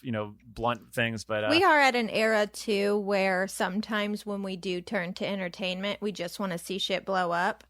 Yeah. You know what I mean? Like, for the past, since quarantine started, like, every basically, like, artsy drama that comes out, I'm like, I can't. I don't have the energy to experience this. I'm going to watch Cop Shop. I love that Toby Huss is a villain in it. Oh, he's great. Yeah. Well, yeah, I had this one at 12, and literally I just wrote, like, there wasn't anything specific I didn't like. It just kind of was there. Yeah. Where it was like, I didn't dislike it at all. Yeah. I just didn't. And this one for me just had that gore factor, just pushed it over Lucky Quarter. Yeah. They're both just kind of there, but this one has like a little stylus thing that lips stick to. So, okay. Well, that's interesting. Yeah. Very, very 2002 for me. But yeah. What's it's like not King's version of Hostel. Yeah. Oh, I was thinking about Hostel too. Yeah. Not Hostel 2, but Hostel like Hostel as well. Yeah. It would have been cool if he had called it Hostel, 2, like Eli Roth. It's like this seriously disgusting movie. Do we have any Hostel defenders here? I like Hostel. Yeah. I think it's the best of the quote unquote torture porn. I like Hostel a lot. Yeah. Do you like the second one? I feel like people have like pushed that one over the edge a little bit, but I remember when I saw it in theaters, I thought it was amazing. I haven't revisited it. It's a good combo. Yeah, I remember forecasting the one of the deaths because of a certain prop they used in the Thanksgiving trailer, and I was like, oh, they wouldn't have made that if they didn't, we're going to have that in the sequel. I just mentioned the death of a character, but let's talk about the death of Jack Hamilton at number 12. Good segue. I already wasted my fucking mob joke, so I can't do that. This one dates back to the December 24th, 31st, 2001 issue of the New Yorker. So really not that far off from this publication, which is kind of interesting. Randall, you want to read what King said? Maybe do like a little mob accent too. Sure. As a kid, I was fascinated by tales of the Depression-era outlaws, an interest that probably peaked with Arthur Penn's remarkable Bonnie and Clyde. In the spring of 2000, I reread John Toland's history of that era, the Dillinger Days, and was particularly taken by a story about how Dillinger's sidekick, Homer Van Meter, taught himself how to rope flies in Pendleton Reformatory. Jack Red Hamilton's lingering death is a documented fact. My story of what happened in Doc Barker's hideout is, of course, pure imagination. Or myth, if you like that word better. I do. Oh, that's nice. You kind of remind me of Eric. God damn it, what's his fucking name? He has a daughter that's in Scream 4. Eric Roberts. Yeah. Oh, yeah. I love Eric Roberts. Yeah, I was getting Fat Tony, I think. Oh, Fat Tony is good too. Yeah, starring Fat Tony. Starring Barry's Joe Montana. So this is another. Really? Oh, I gotta watch. Oh, he's great in it.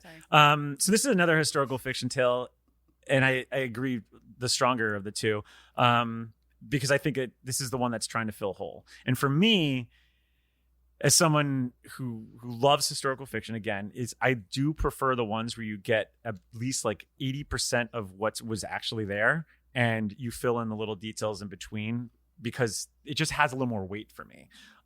Especially if you're going to do that, and especially if you're really going to use historical figures as your main characters, as he does here. The thing I'd argue that sells this story, because I will say I was kind of taken aside when we're into a fucking mob story in a Stephen King collection of short stories. I was really kind of surprised by it. But ultimately what sold me on this is the heart, is where this goes. And I kind of felt I didn't cry, but I definitely felt, he's tugging at the heartstrings that he does so well in his dramatic works. Was I alone here? Or did you have? No, I didn't have it as very. I mean, I had it as 9, which is sort of towards the end, but it wasn't dead last. I think this one hit me at the right time too, because I was always a person. I know I talked earlier about how I hate fantasy because of horses, but I also never really got into any mob, gangster, or any of that until quarantine. I didn't see The Godfather, for example, or The Godfather Part 2 until all the way through until quarantine. And so it's a new interest for me, the gangsters. And so I think it just kind of got me at the right time where I was really interested in these characters. I even had to go and read some actual history to appreciate it more. But I do think that the reason it ranked a little higher for me was the heart, was the fact that even the dregs of society, even these quote unquote evil people, bad people doing what they can to make their friend laugh as he dies. Yeah. That was really, I don't know, special to me. I think that that's something that, there's nothing to me than one of my favorite things in the world is laughing at funerals. I've never laughed harder than I did at my grandma's funeral because the family was having so much fun. Mm-hmm. And I just think that that's a time where laughter is the most important. And that's sort of what I got from reading the story. So I enjoyed it. Yeah, I liked the heart of it.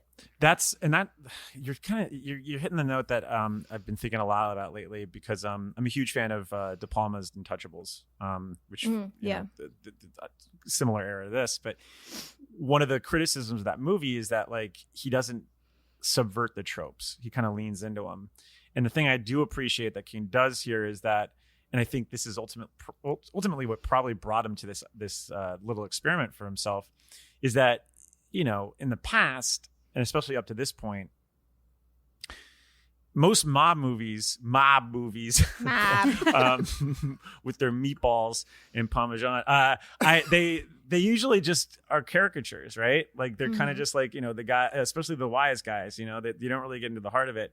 Obviously, folks like Scorsese changes that, with Goodfellas and whatnot. But I think his task of trying to humanize these folks, especially this era's figures, it's one thing to do mob guys from the 60s to 70s, you get in the Sopranos and the Goodfellas. But I do think that it's still rare to have a movie where you can go back to this era and see humans and not cartoons. And I think that's what King is trying to do here. And that's why I appreciate the story. But I imagine he was somewhat inspired by The Sopranos too. Because it was airing when it had a couple seasons by the time that this had come out. So, and I think the thing that worked for me in this one, I didn't love it. It's pretty low on my list, but I think only because I don't particularly want a mob story from Stephen King, about mobsters. And I felt like the first half of the story, I had a really hard time getting into it because I was struggling. The last half is great. Yeah. But it's, but I will say that he does what The Sopranos does, which is these people can still be criminals and still wreak havoc, and that within the world, but it meets them on their level in the sense that in these moments that there is a friendship that exists between these guys, there's a camaraderie that exists between these guys, and there's a loyalty that exists between these guys, that they don't have to be good people to be good to each other. You know what I mean? And I think that that's what The Sopranos shows too, is the camaraderie between Tony and Paulie and Silvio and all those guys, like those are some of the best scenes because you're just watching them like shoot the shit, and you're like, oh, these guys are just actually friends in addition to being, you know, business partners in this illegal venture. And I think that's what this captures well is loyalty amongst thieves, you know, and it's movingly told, especially by the end. So Yeah, I had this one pretty low on this, and I would not say this one actively pisses me off, but it veers into kind of bugs me, more so because I just feel like it kind of goes on longer than I want it to, and I'm much more interested in a lot of the other stories. But I do enjoy the heart. What I think makes it work for me, the parts that do, is this, like, what actual death like this looks like, you know, like him. I'm always struck by this image of him like getting shot, but then kind of trying to pretend like he's fine or not really realizing that he's been hurt. And then the other moment that always gets me is when the woman is sewing him up, you know, and then later he's like, I shouldn't have tried to get the bullet. She's like blaming herself for his death when it's totally like there's nothing she could have done at that point.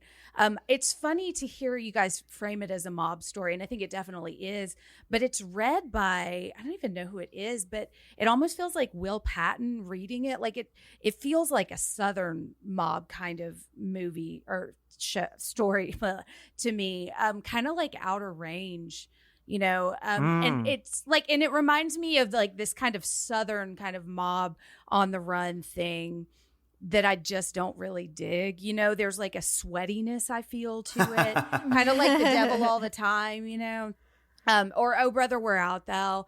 And that's what I think puts me off. Like the part in the car with the family and the mom and the fat kid that he keeps telling us how fat the kid is. Like, I think that part puts me off of the story.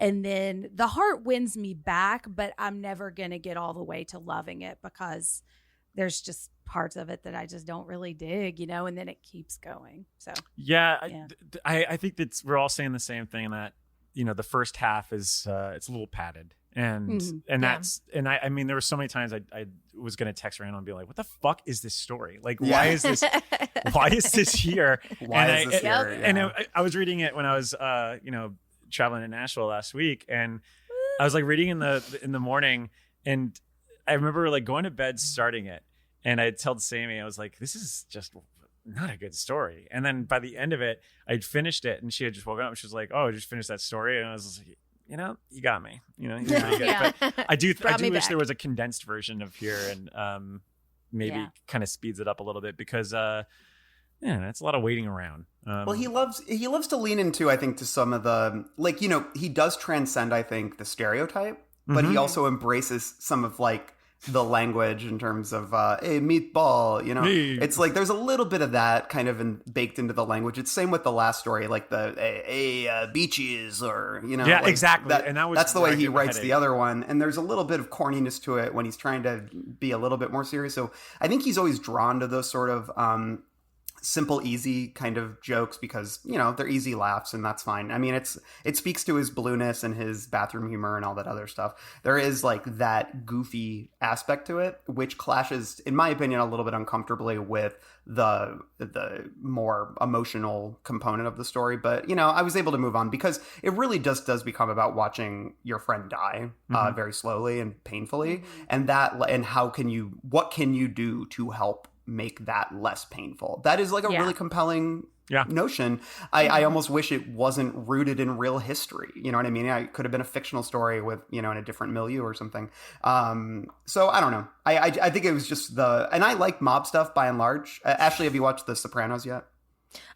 So I've seen several episodes of The Sopranos, and I know how it ends, which is a bummer. But but you don't. I knew how it ended too when I watched it, and I'll get it's still to it worth because I am interested now. It's a gift. It's a great show. But it's but I will say that I'm not a huge mob guy. I do love that show, but it's like so for me, I don't need like the King version of it necessarily. Yeah, I mean that's ultimately my initial thought when flipping into this is just like, why are we doing this? But yeah, I mean, the takeaway was I walked away with learning something, you know, which is maybe what what you get out of a history class sometimes. But mob stuff hard. I mean, I feel like especially this era, it's like, you know, obviously I'd mentioned that Untouchables is a huge movie. I still love it, but I do feel like anytime people try to dip into this era, it just doesn't work. I mean, like fuck, like what was that Gangster Squad movie that came out years ago? Like that didn't work. Like the Gangster Michael Squad? Mann, yeah, that one with Squad? no, the Gangster Squad movie, with Ryan, Ryan Gosling and Josh Brolin. Like no one remembers that. This I know movie- that's what I'm this saying. Like movie no one got- remembers it. Yeah. This And, one like- got memory hold, man. And like I think it's Like, hard just Google to. it. Yeah, that era is really hard for women. yeah. So Yeah. it's hard Yep. to make compelling characters when you're, you're supposed to root for them in some way, but also they're like beating their wives and cheating on them. You know what I mean? It's just sort of like there's no getting around that side of the lifestyle. And so it's hard to write anything that's for everyone. Yeah. Sure. Right, and it's Yeah. hard for me to root for the male characters in those Real hard. stories. Yeah. Well, in Sopranos, it's very much like it becomes about why are you rooting for him? Yeah. Right, Which is yeah. really fun. it's like a self-reflection in the end. It always. I love shows like that because they really trick you. You know, The Shield is the same way. They kind of. It's almost like they're fucking with you, and that like they'll give you all these scenes. You're just like, yeah, fuck yeah, that's great, way to go, Tony. And then the next scene, it's like, you like this character, you know? And like, what the fuck's wrong with you? You know, which is kind of fun. I kind of feel like I'm being fucked with. So yeah.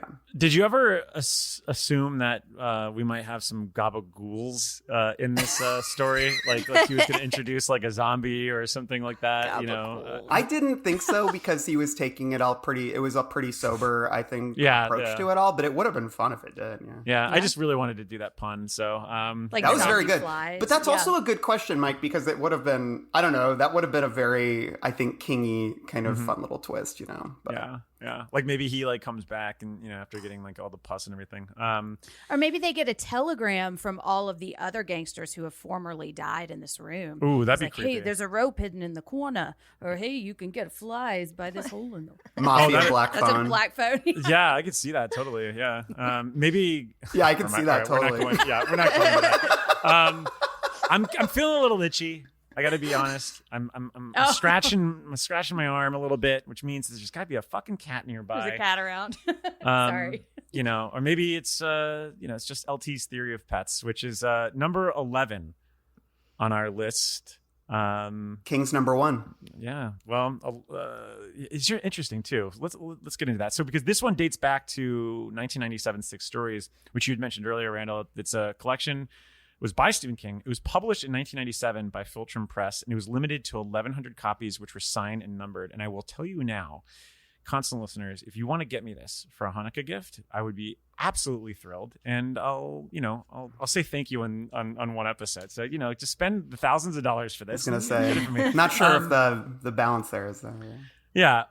Who wants to read the quote of what King said? It's a little lengthy, but I think it'll be good to kind of get into it. And also we get to talk about my favorite topic, which is corgis. I'll read it because, sorry, I'm... Oh, wait, no, Jen, you just got cats. You should read it. I did. Yeah, we've got 4 cats right now, and I'm trying to convince. I was going to say, I'm the cat head in this... Although, I'm Ashley, a new you're cat a big... head. I was going to say, Ashley, you're a cat head. So Yeah. Mike's the only non-cat I'm head. obsessed. Yeah. Yeah. Okay. Jen, you got new kitties. Read this. Okay. I guess if I have a favorite in this collection of stories, LT would be it. The origin of the story, so far as I can remember, was a Dear Abby column where Abby opined that a pet is just about the worst sort of present one can give to anyone. Side note, I agree. It makes the assumption that the pet and the recipient will hit it off, for one thing. It assumes that feeding an animal twice a day and cleaning up its messes, both indoors and out, was the very thing you had been pining to do. So far as I can remember, she called the giving of pets an exercise in arrogance. I think that's laying it on a bit thick. My wife gave me a dog for my 40th birthday, and Marlo, a corgi, who's now 14 and has only one eye, has been an honored part of the family ever since. During 5 of those years, we also had a rather crazed Siamese cat named Pearl.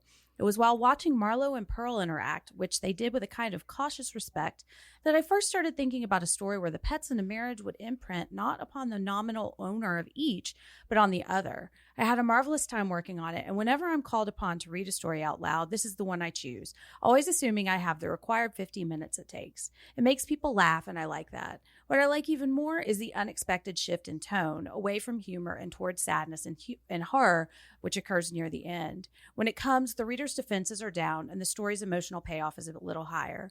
For me, that emotional payoff is what it's all about.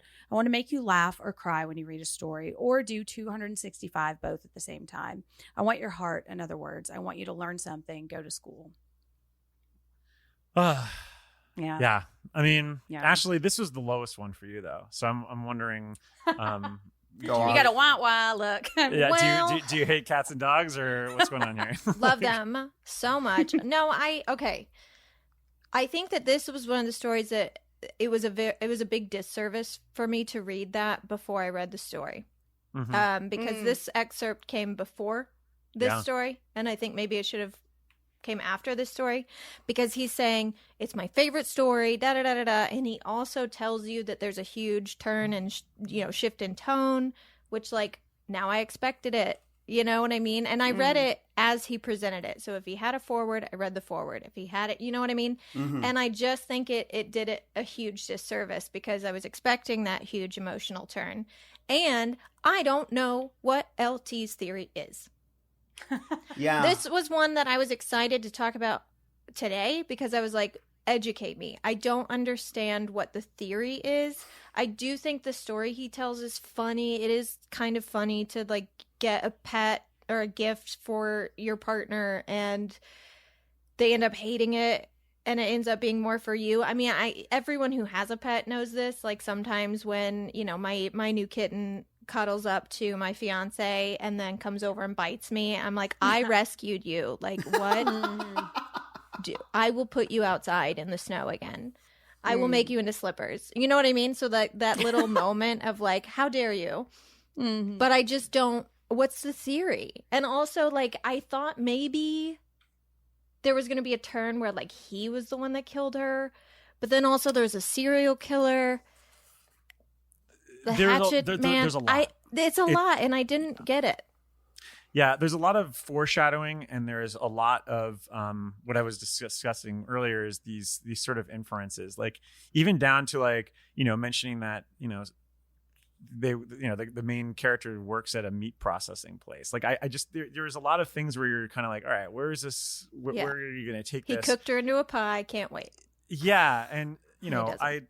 I think that the idea of the parallel of dogs and cats and how it's kind of married to this, no pun intended, to the the respective partners, it's an interesting way to kind of meditate on themes of marriage here. But I do think it gets a little muddled with with a lot of the other details, but also just King's way of like wanting to like do his own foreshadowing, because the foreshadowing to me got a little distracting in this. I agree. Because I started thinking about it more in my head, which is what I'm always going to do. And I got distracted from like the actual themes and more compelling stuff of this story. He mentions the Axeman like right up top. And Yeah. that, I couldn't shake that as I was reading it. Reading this like lighthearted, goofy thing about cats and dogs playing. Yeah, I wanted to like this a lot more. I of course read it with like my asshole clenched, because I know that one of these animals is doomed, because this is a Stephen King story, and I struggle reading that kind of stuff a lot. And but I did think it was really sweet. I didn't have this very high on my list, but I think I did find the ending images, the idea of this car with the lights on and the door open, the woman missing, and then the dog like axe murdered or whatever, is as sad as that makes me. It was a very, very, very evocative and melancholy image, and I love the ambiguity of it all in the end, even if the story itself didn't quite work for me. I found and then combining that with sort of the image of the husband alone with the cat, and the cat sort of them both kind of crying together into its bowl, was a very, very, very touching thing as somebody who is obsessed with his cat. And also my wife and I are very similar in that the cat clearly likes me more like much more. And she jokes in the same way about, like I can make you into slippers, so it's so I don't know. I think like I was drawn to the human animal bond as it existed in this story. But and then I love sort of the swerve at the end, even though I agree, Ashley, I didn't want it forecast to me. But I think as a story, it doesn't quite hang together. It's kind of just like rambling for a while. Like he talks about the dog puking in the slippers and how chunky it was for like 2 pages. He does. Like, move it along, man. Like I get it. It's gross.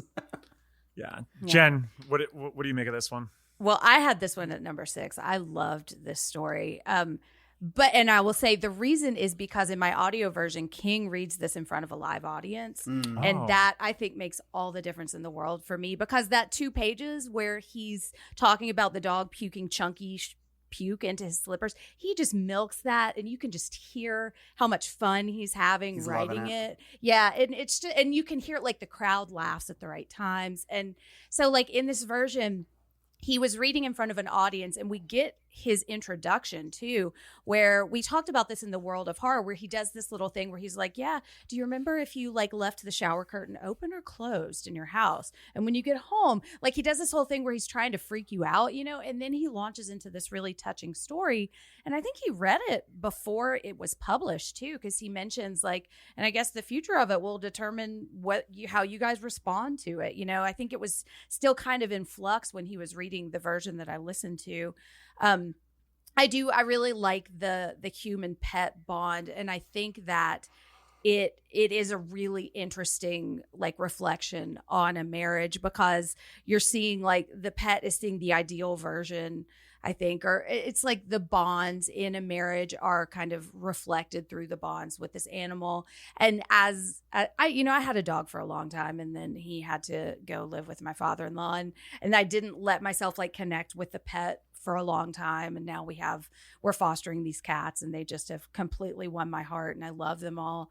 I'm like, Corey, we need to keep all of them. And he's not going to let us keep all of them. But so like that really touched me too, because I've just recently had this experience of just kind of really falling in love with these cats. But it's just really funny. And I also like this image of like helplessness at the end of it. Like, I feel like there's another story that really kind of analyzes the end, like the actual end of a marriage in the final days. And I find this one is sadder to me, because like not only does he can't do anything to get his wife back, but he has no idea where she even is. Yeah. And there's an unfinished quality that is so melancholy. Yeah. And that he can't do anything about, and he can't even really mourn as he would if this had happened a day before she left him, because he knows that she was going to leave him. So like the idea is maybe she's out in the world happy now, and she just doesn't want to have anything to do with me. Or maybe she's like, there are pieces of her laying in the river next to, it's just really haunting. And that's it's what like a worked Schrodinger's for me. cat situation. Yeah. And that, I don't think the story works personally, but I do think that lingering thought and that ambiguity and that sense of melancholy was one of the things that I think imprinted itself most on me when I was reading. And I have this quote. I just think it's a great quote about marriage, because I find it very true. And it's something I think people don't talk about a lot. But the last thing I wanted was to have an argument with my wife when I was tired and she was worried. That's the sort of argument where one of you ends up spending the night on the couch. And the only way to stop an argument like that is to be quiet. In a marriage, words are like rain. And the land of a marriage is filled with dry washes and arroyos that can become raging rivers in almost the wink of an eye. The therapists believe in talk, but most of them are either divorced or queer. It's silence that is marriage's best friend, silence. And I think that is very true. Like, as much as it is like you gotta talk through shit, sometimes you need to shut the fuck up, and that is a lesson it took me a while to learn in my marriage. And it definitely is like something that is a tool in the toolkit that is very useful in facilitating a happy marriage. There's the thing that kind of it's again, we'll probably talk a lot about the themes of marriages throughout this, and this is certainly the first one really to get into it. The concept of gifts is something I think is really illuminated here, because man, you could have some great times with gifts where you're like right on the money, but then there are some that if you are off target, it does haunt you for a while. You know, and sometimes it's mostly comical the way it haunts you, not so much here where, you know, it's like a living thing that it turns out to be like this reminder of that. Because in that sense, like, you know, these pets remind you of, you know, there's a good quote about it right here. Where it's like on page 273 on my book is, but Lulu Bell never gave me that dog so she could have it. Let's get that one thing straight. I know that some people do stuff like that. A guy will give his wife a trip to Miami because he wants to go there, or a wife will give her husband a Nordic track because she thinks he ought to do something about his gut. But this wasn't that kind of deal. We were crazy in love with each other at the beginning. I know I was with her, and I'd stake my life she was with me. No, she bought the dog for me because I always laughed so hard at the one on Frasier. Frasier cast. Love Frasier. Yes. Request it. She wanted to make me happy after all. That's all. She didn't know Frank was going to take a shine to her or to him, no more than she knew the dog was going to dislike me so much that throwing up in one of my slippers or chewing the bottoms of the curtains on my side of the bed would be the high point of his day. And I think about that sometimes looking back on my own marriage, past marriage, and there are so many times where, you know, you'd get these gifts, that'd be great. And most of the time the good gifts kind of, you forget about them. You're like, oh, okay, cool. But it's the ones that like are comically off target that either that come to define certain things of your relationship. Like I'll never forget, and this has like become a joke even with my current relationships, is that my first relationship or my first Christmas or Hanukkah with my then wife was she had mentioned offhand that she like loved the Golden Girls, and so I bought her this complete DVD set of the Golden Girls, like, you know, for a gift. And, you know, being Hanukkah, you open the gift first and then you get another one the next night. And so I decided to have that be the first gift. And I'll never forget like her opening it. And it just like looked like Wayne Campbell in Wayne's World with the gun rack. I was just like, and I sat there like, and I was so excited. And it's like, and I was like, no, remember you mentioned that you watched it with your grandma. And she like, oh yeah, I don't know if I'd really want to sit down and rewatch all these before. And so like the intention was there, and it had nothing to do with any sort of, you know, it was just certainly a gift. It wasn't like, you know, what he was saying here where it was like, oh, you know, there was a, you know, a thing behind it, a trip, or, you know, the Nordic track thing. It was like a gift, and it was a flop. But in that flop, fortunately, we turned into a joke. But it stayed, and I'm still talking about it all these years later. And it's just that the weird exchanges like that. It's wild what you take with you in life. And so the idea of the pet, this living thing being this long thing that you're going to live with, and I don't know, I thought that was a really good way to be able to talk about marriage, is that exchange. And so in that sense, I do think that this is a really smart story, especially when you're coming at it with some inside baseball, because obviously he knows and he's been in, you know, marriage forever. In that respect, I don't know. I just don't know if you need this murder subplot. I just don't. I think it kind of muddles it more. I get where it goes, but I don't know. It's for me. Great it was ideas, distracting. Great passages. I don't know if they all cook into one dish together. You know what I mean? I agree with you. And I think what makes me love it so much is hearing him perform it. You know, I think that helps me gloss over, because I've never actually read this on the page. And I think that helps me let go of some of the things that would have bugged me. And he talks about that in his intro to the story. He's like, you know, somebody had asked him, like, do you only write horror? And he was like, yes, but not on purpose, you know? And he talks about like wanting to write this kind of funny story about pets, and then it just veering into this horrific lane, you know, of this axe murder thing, and just kind of that's how he's built as a storyteller. And Steven's like, oops, I fell into it. Exactly. Right. Yeah. I will say too, like, I think it's interesting to think of pets as gifts, because pets are like, they're living people, or not people, but they're living things. They're with people. Personalities. Yeah. I mean, yeah, they feel like people to me. Little saber, sweet little kitty. My cat is very much a person. Right. And part of the reason that we are fostering these cats right now is because if it doesn't work out, like if they're cats that don't fit with our family, we haven't committed to it, you know. We can, you know, and that's probably sounds harsh, but you know, no, pets, that's the process. Yeah. And like my brother years ago, he got a dog from I say girlfriend in quotation marks, because they dated like 4 or 5 times, and he wanted a dog, and she got him the cutest little puppy, but like his apartment didn't allow pets. And so we had to figure out like what to do with this sweet little dog. And she's now like, he's kept her, and Izzy is her name. And she's actually probably on her last days right now. So just love to Izzy. But I mean, it's interesting to think about what you enter a marriage thinking it's going to be, and like what the concept of a wife or a husband is, and the fact that a wife is also a person with her own personality, or a husband is a person who's going to like and dislike certain things based on time that passes. I think is an interesting comparison to a pet. Like you never quite know, and things are going to change over time, and you can't really anticipate that. So yeah, you know, cats and dogs, right? You know, there's a lot of rivalry there. But it's almost like they're, you know, kind of like brothers and sisters, if you think about it. And maybe, you know, if we're going to keep on the theme there, let's talk a little bit about the Little Sisters of Illyria. This one dates back to Legends short novels by the Masters of Modern Fantasy, which is a 1998 anthology of 11 novellas by a handful of fantasy authors. You got George R. Martin, noted author of being unable to finish any of his series, and Orson Scott Card, and Terry Pratchett, to name a few. Here's what King said of this story. If there's a magnum opus in my life, it's probably the yet unfinished 7-volume series about Roland Deschain of Gilead and his search for the Dark Tower, which serves as the hub of existence. In 1996 or 1997, Ralph Vicingia, my sometime agent and foreign rights man of the business, asked me if I'd like to contribute a story about Roland's younger years for a whopper fantasy anthology Robert Silverberg was putting together. I tentatively agreed. Nothing came, though, and nothing came.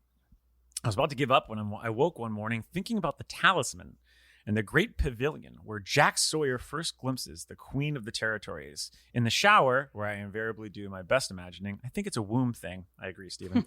I started to visualize that tent in ruins, but still filled with whispering women, ghosts, maybe vampires, little sisters, nurses of death instead of life. Composing a story from that central image was amazingly difficult. I had lots of space to move around in. Silverberg wanted short novels, not short stories, but it was still hard. These days, everything about Roland and his friends wants to be not just long, but sort of epic. One thing this story has going for it is that you don't need to have read the Dark Tower novels to enjoy it. And by the way, I love this. For you Tower junkies, DT5 is now finished. All 900 pages of it. It's called Wolves of the Kala. Breaking news. So I had to admit, do you think that was breaking news at the time when this happened? Like that was the first time? Yeah. That's fucking cool. I love it. That book's not 900 pages, is it? I think it's pretty epic. Maybe it's been long. shortened. I don't think it's that long, but that's maybe 600-700. Maybe in King pages. Maybe he writes in really big font. Hey, hot take. Last great Dark Tower book. But what do we make of this? I know, Jen. I know, like me, you're not the biggest Tower junkie, as King says. Is that why you had it as dead last in your rankings? Holy shit. Yeah, this was my dead last one. Go off. Like, I just don't want to read. I just have a hard time tracking where I am in this world. Yep. Like, it took me half of the story to even really recognize that we're talking about like vampires, you know? And I think it just bugged me, and it's so long.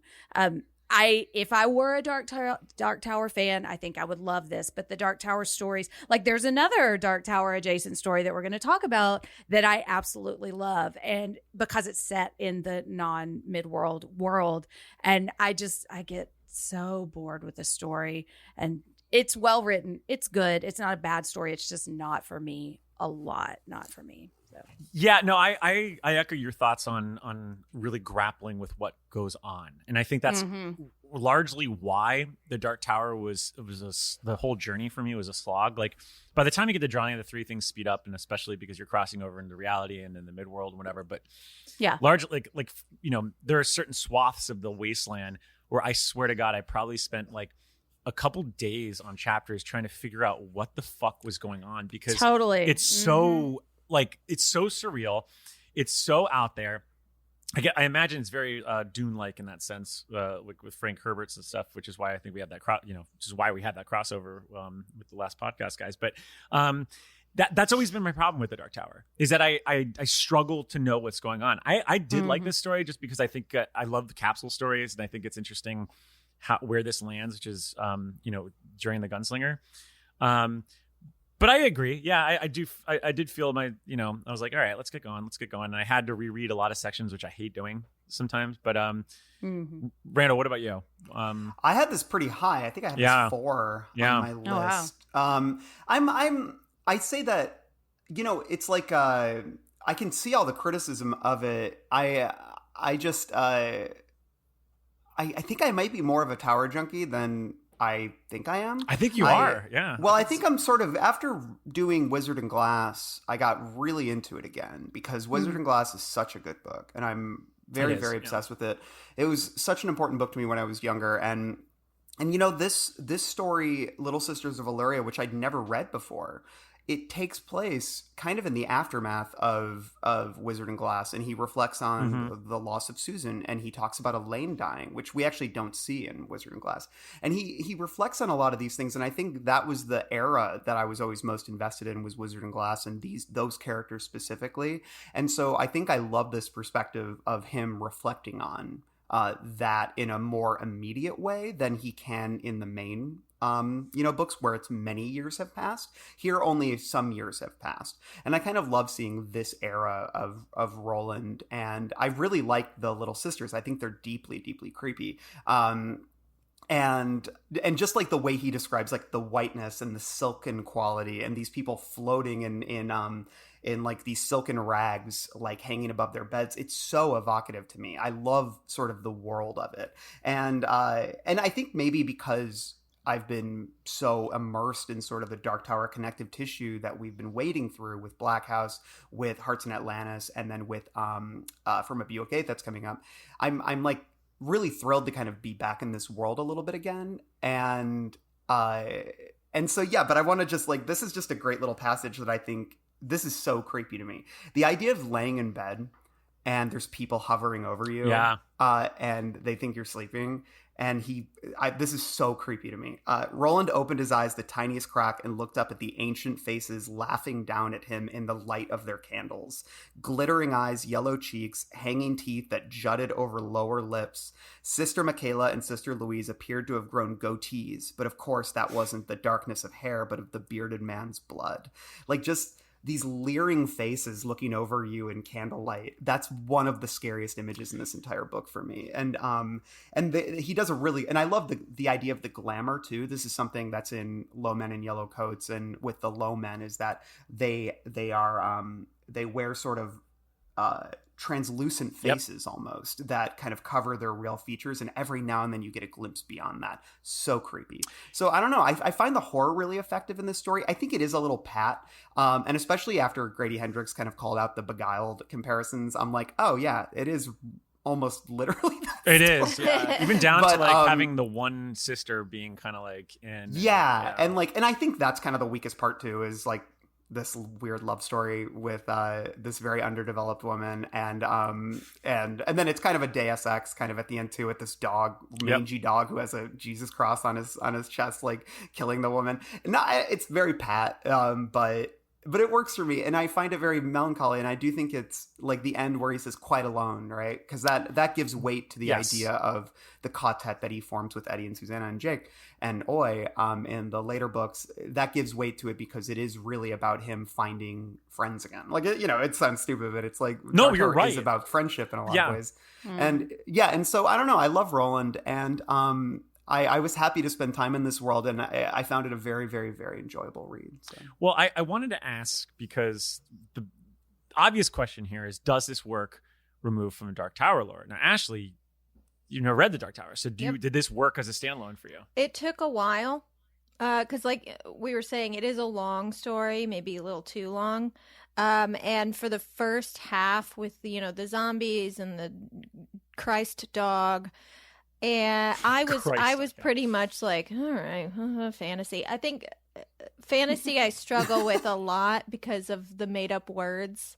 Mm-hmm. Like when you're building a world, you do make up a lot of words, and so it just sometimes doesn't connect with me. And it is harder. You do end up having to reread. Like, I couldn't figure out for the life of me how he was in that bed. Like, he was suspended, but then he was on his back, but I didn't know when he got turned on his back. But then how were the bugs on his back? Like, it was very hard to read. But once I kind of got into the groove, once I was like, okay, here I am. I'm in it. Okay. Then I really enjoyed it. Once the Dr. Bugs were introduced, which scared the shit out of me. Holy crap. The Dr. Bugs, hated them. Once the Dr. Bugs were introduced, I was hooked. And I was in it. And I actually really liked the end where she was kind of, she knew what would happen to her if she left the sisters and did it anyway. And the moment where she was able to send like one last message to him, I really enjoyed that. I thought it was a nice little sweet moment in a really, really, really fucked up story where like women were just eating cum and bugs were classic. That was a little bit unnecessary, perhaps. The little sister hand job that happened. Yeah, that was a lot. Oh, okay. It fits in that era for where he's going back to here, because there's a lot of spirit fucking in the gunslinger, so it's kind of true. I knew about that part. Yeah, there's a lot of surprise boners in this collection. A lot of boners. Is fun. Yeah. I guess for me with this story, I go back to the ending, like what you're saying, Randall, because I think it's so important. Because my initial problem with the Dark Tower is that Roland's kind of like a nothing character in the beginning. You're like, all right, well, he's a conduit to this world, and he's pretty stoic and soft-spoken and quiet, and all right, that's fun visually, but when you're spending time with him, it gets a little hard. And as you go, and then especially after you finish Wizard and Glass, it's like, it's like that scene in Cool World when Brad Pitt's character like goes into the real world, and you're like, oh, it's Brad Pitt. Holy fuck. Like, he's great. Like or maybe it's the opposite. I can't remember. No, it's Kim Basinger. I think it does it. But for me, it's like that illuminating element of like, oh, this is who Roland is. This is interesting. Like, and it's really through his love and his relationships that you get that. And then it gets into that. The thing I love about this ending is that it kind of goes into the sort of Michael Mann romance of like, wasn't to be, but it was great what we had. And I'm going to carry it with me. And that ultimately is the drawing, not of the three, but for me, of what I love about the Dark Tower. So I have one last little thing I'm going to read, and then we'll move on. And if you want more on Little Sisters, it's going to be the partial subject of an upcoming Dark Tower Detour episode. So stay tuned for that. But this section, I think, is so creepy. It's near the end. He's choking, I believe, Sister Mary. And it says, the touch of her flesh was obscene. It seemed not just alive, but various beneath his hands, as if it was trying to crawl away from him. He could feel it running like liquid, flowing, and the sensation was horrible beyond description. That to me was like very unnerving, like the idea of just skin that is also many things. Yeah. It's a great little King gross out there. So, well, it certainly grossed me out, and it's going to ruin my lunch at the Gotham Cafe, which is number 9 on our list. This one dates back to Dark Love, 1995 collection that features 22 authors who attempted to carve their own chapters into the Book of Love. It's a cool idea. Other contributors to this all-star anthology included Ramsey Campbell, Stuart Kaminsky, and a number of others. Ashley, why don't you read what King said about it? Yeah. King said, one day when I was in New York, I walked past a very nice-looking restaurant. Inside, the maitre d' was showing a couple to their table. The couple was arguing. The maitre d' caught my eye and tipped me what may have been the most cynical wink in the universe. I went back to my hotel and I wrote this story. For 3 days, it was in work. I was totally possessed by it. For me, what makes it go isn't the crazy maitre d', but the spooky relationship between the divorcing couple. In their own way, they're crazier than he is, by far. I agree. I had this the lowest out of everyone because to me, I felt this was a tonal nightmare because I think that the maitre d' ruins it for me. I think he's a little too larger than life. He reminds me of the Lawnmower Man. and not the Jeff Fahey, Pierce Brosnan. That was actually a really good, I just read that in your notes. That's a great comparison. Yeah. Like, because he is this rampaging, larger than life monster. Yeah. So yeah, continue. And that's kind of, for me, it just really, to me, you mentioned Deus Ex Machina for like the what was it, the Cujo that was in the Dark Tower Cujo. And I kind of see that the same way with the Mater D. Like, right was this was starting to get interesting with some real conflict. This guy comes in, and I was like, "Get the fuck out of here!" Like, I like where he lands it, because ultimately the images at the end, with the guy sitting there smoking, kind of reminded me of like Mary McCormick at the end of 2001's Donnie Darko. Just kind of staring at the situation. It was really a cool way, and then ultimately like him just kind of wrestling with the idea of like, oh, it would be kind of nice to just tickle my insanity. But God, that whole sequence of just them fighting, and it just, I wasn't interested anymore. I got tuned out. But I think I'm alone here. So, Randall, you're grinning. I think you look a little bit like the Mater D right now. I'm like you're gonna fucking stab me for my take there.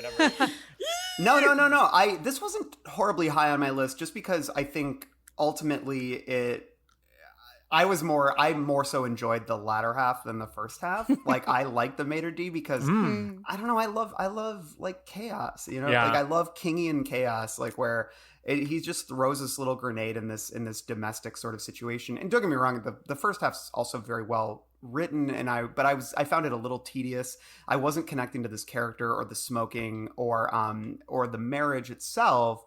The milieu of it just wasn't compelling to me in terms of what I was looking for from like a King story. And so when this crazy guy came in and just started screaming and waving a butcher knife around, I'm like, well, that's one way to, kind of spice things up a little bit.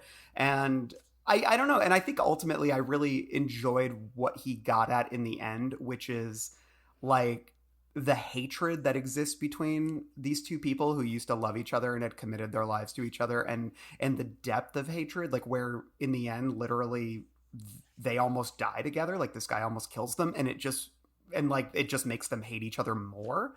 Like, like he's like, I saved your life, like this whole concept of him being like furious at her because she can't appreciate, that he saved her from, or like, whether he did save her from this like knife wielding maniac.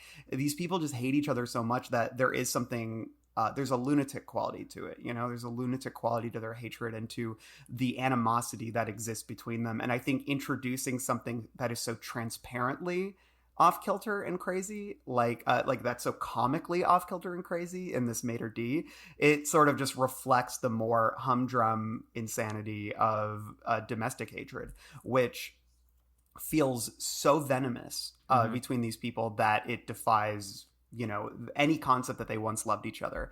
And so I don't know, I think like that concept to me was interesting.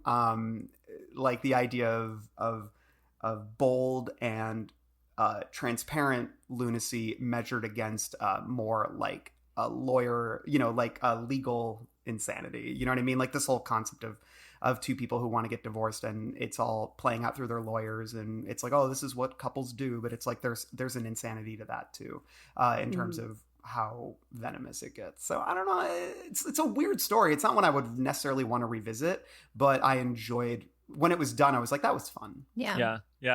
I had it at number 7, I think, so it was like right in the middle for me. And I think the reason that I didn't love it so much was, like you said, tonally. I was like, where are we? What's happening? Like, especially, in the end, I don't feel like we didn't get enough of their history as a couple together to justify for me why she was so fucking mean to him after he saved her life. Like, I couldn't figure out, like, I just kind of had to go away with like, well, some people suck and she sucks, because I couldn't figure out why she was so awful to him after he essentially saved her life. Like, I couldn't figure that out. The reason this story scared me, and I don't even think it was his intention, but it was truly terrifying, and something I think we all think about these days when we go to movie theaters or drop our kids off at school or sit down at a restaurant, that there is a limit to what people can take psychologically. And the Mater D hit his limit that day. And today, obviously, we have mass shootings, but one day these people are going to snap. These unhinged people are going to snap. And are you going to be in that place on the day that happens? And that's why it scared the shit out of me. And especially at the end of the story, when he's sort of then in his mind thinking of the you know what I mean? Like it's going through his head because he is also heading towards the snap. And what's going to happen when he hits his breaking point. So I like kind of didn't get a lot out of the marriage story. I got more out of the Mater D's story. You know, he keeps talking about the dog. Like, you bring that dog in here. He's obviously a person who lives in a shithole, and he goes home, and after a long day at a thankless job, ends up laying in bed listening to his neighbor's fucking dog barking, and it sends him over the edge. And that was what was scary to me for this one. Yeah, I think that part is scary to me too, because, and it kind of reminds me of something we talked about with Finn, is like there's no reasoning with this person. Like you cannot convince him this umbrella is not a dog. You know, he's going to try to kill you. I love this story. I had it at 5. And I mentioned earlier, I've listened to this probably like 20, 30 times. And so by the time, like, the story had completely just washed over me so many times before I really started to think about it, because there is a big tonal shift, I think. But I think I love the crazy place it goes. Like, I love how dirty and gross and scary it gets at the end. I love this idea of like just your day that you think is going to be hell in one way completely turning upside down and being hell in another way. Yeah, I think if there is a flaw for me, it is that I feel like Diane is just a bitch in quotation marks. I feel like there's not really any development. But the thing that I love about this story is this kind of reckoning with the dissolution of a marriage. And like, I read this, or I listened to this. I don't think I've ever actually read it on paper either. But I listened to this for years, and then I got married. And then when I like the end of that first marriage, I just came home and all of his stuff was gone too. So I immediately thought about this story. And one of the ways I dealt with that first week was the opposite. Like, I just dove all in on smoking, and I was like trying to sneak out and find little places while I was at school to like smoke so that nobody would see me. And so I love that, this kind of exploration of how he's dealing with the immediate aftermath of this leaving. And there's a paragraph that I have thought about for years, and I just love the way he writes it. And he's talking about why he quit smoking at this time. And he said, later around the time I was starting to see the last 3 or 4 months of our marriage in a clearer light, as a matter of fact, I began to understand that my decision to quit smoking when I did was perhaps not so unconsidered as it first seemed, and a very long way from ill-considered. I'm not a brilliant man, not a brave one either, but that decision might have been both. It's certainly possible. Sometimes we rise above ourselves. In any case, it gave my mind something concrete to pitch upon in the days after Diane left. It gave my misery a vocabulary it would not otherwise have had. And I've just had that phrase, like, giving my misery a vocabulary in my head since reading the story. And I love the way he describes, because he's describing a form of self-harm that is not so damaging, I think, as some other ways of self-harm that, you know, that, not to get too personal, but that have been in my head at certain points in my life. And I just love the way he puts it into perspective. It's like, this is why I was doing it. I was trying to find a way to channel all the hurt I was feeling, and this was the way. And it also like kind of lined up with my experience quitting smoking. You know, I did it cold turkey because I just, the time in my life didn't call for smoking anymore, you know? And so, to piggyback on that, there was another passage that really hit hard for me. That's on 328, and he says, and I quit smoking. That's also played to hell with the peace of mind. Oh, did you? Finally. Good for you. I felt another flash of anger, this time a really ugly one, at her politely dismissive tone, as if I might not be telling the truth, but it didn't really matter if I was. She'd carped at me about smoking cigarettes every day for 2 years, it seemed, how they were going to give me cancer, how they were going to give her cancer, how she couldn't even consider getting pregnant until I stopped, so I could just save any breath I might have been planning to waste on that subject. And now, all at once, it didn't matter anymore because I didn't matter anymore. Yeah. And that's like Alexander Payne sideways sort of like pummeling right there of reality that hits hard. And, it's someone that's got through a divorce and everything. It's you shake there's a phantom limb syndrome that comes through things that used to matter so much that don't. Mm-hmm. And then you are kind of left with this sort of existential quandary of like, all right, well, does it matter anymore? Like, do I do this? And in this case, obviously with the cigarettes, it's like, all right, well, was I doing it for me or was I doing it for her? Do I still do it? And that just rings so true. And that's kind of like what I'm talking about with the tonal thing is like when you have grounded instance of that, where you're like really bringing in some fucking insight into like the core conflict here.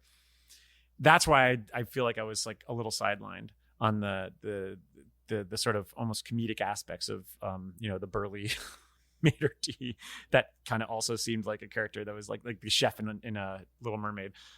See, that's kind of, I just want to say my last thing about this is that I just found the story really funny. Like, when at the end when they bump into the chef and he goes, "Hey, you can't come in here like a dat."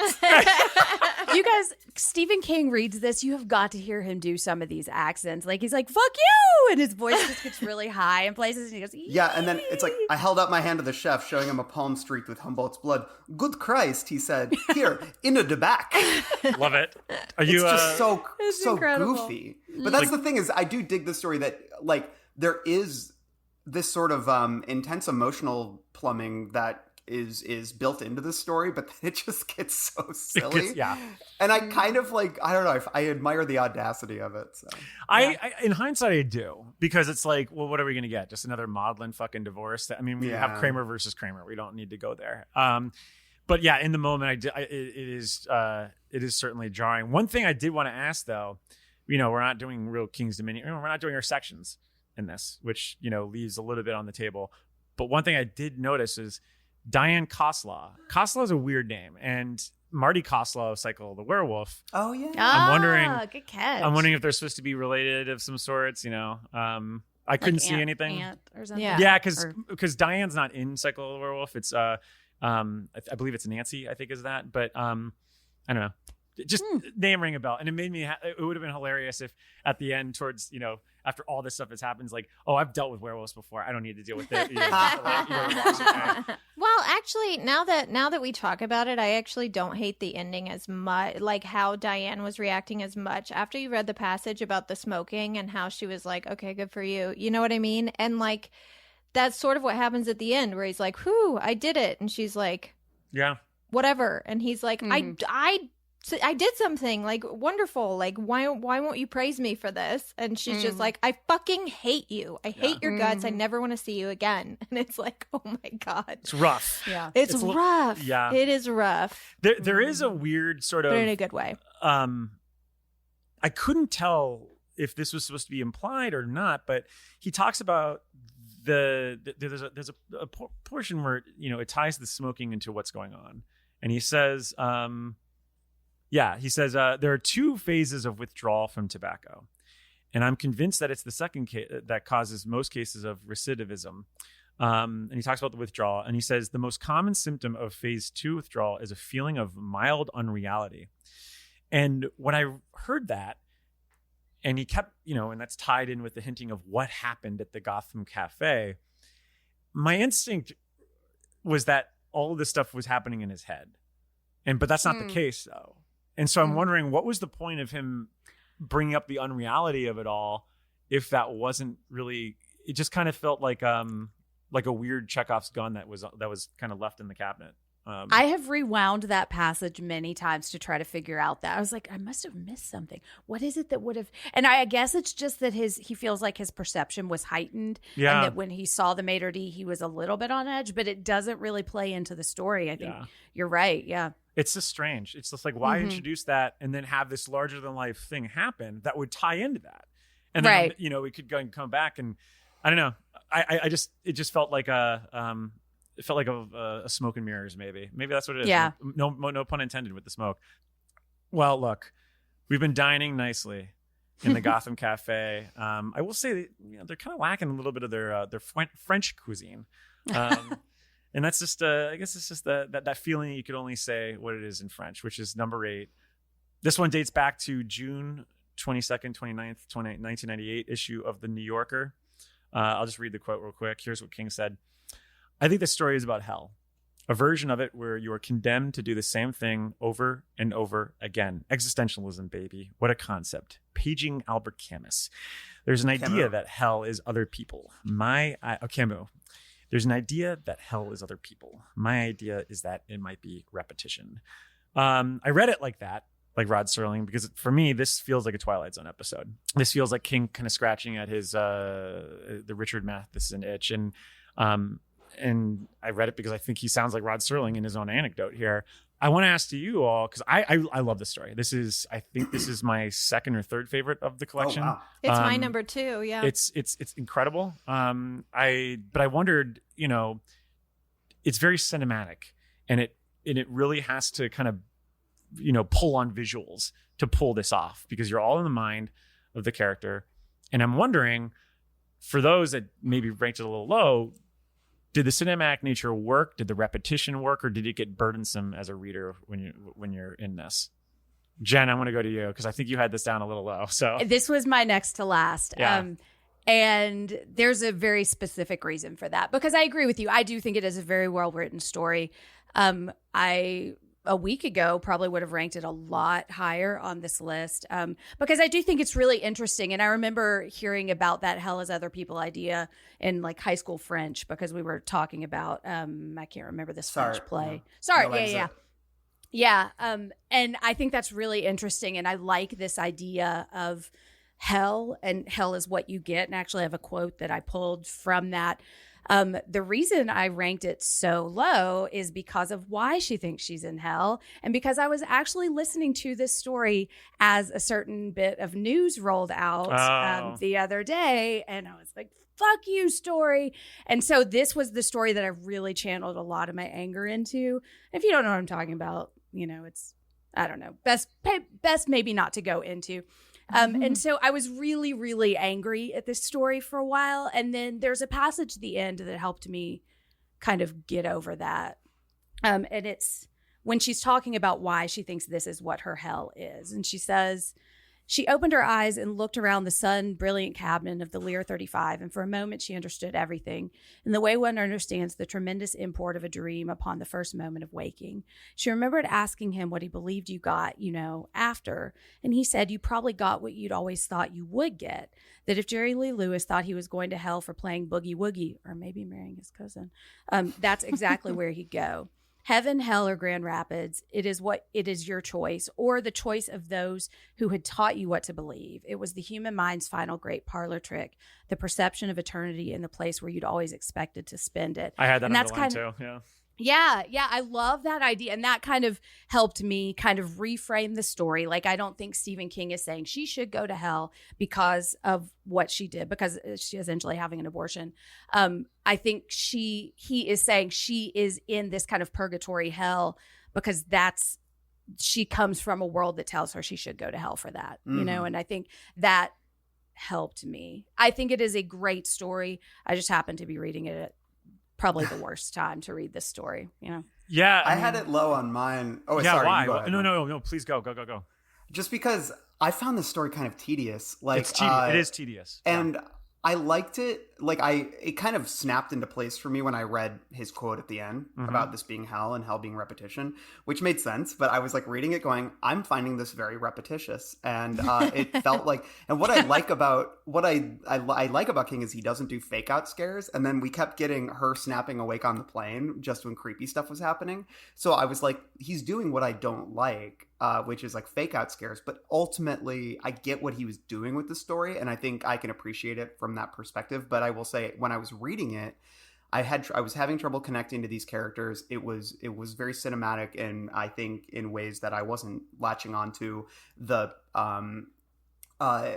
felt very abstract for me in ways that I wasn't latching onto, and then I just kept being like I don't know like where we're going here. And then when it got to the end, I was like, oh, okay, this makes sense. And I can appreciate that. And if you want to talk about like being trapped, you know, that's like really what this story is all absolutely. about. And that's very resonant for me, I think, in retrospect. I just don't find it an enjoyable read. So.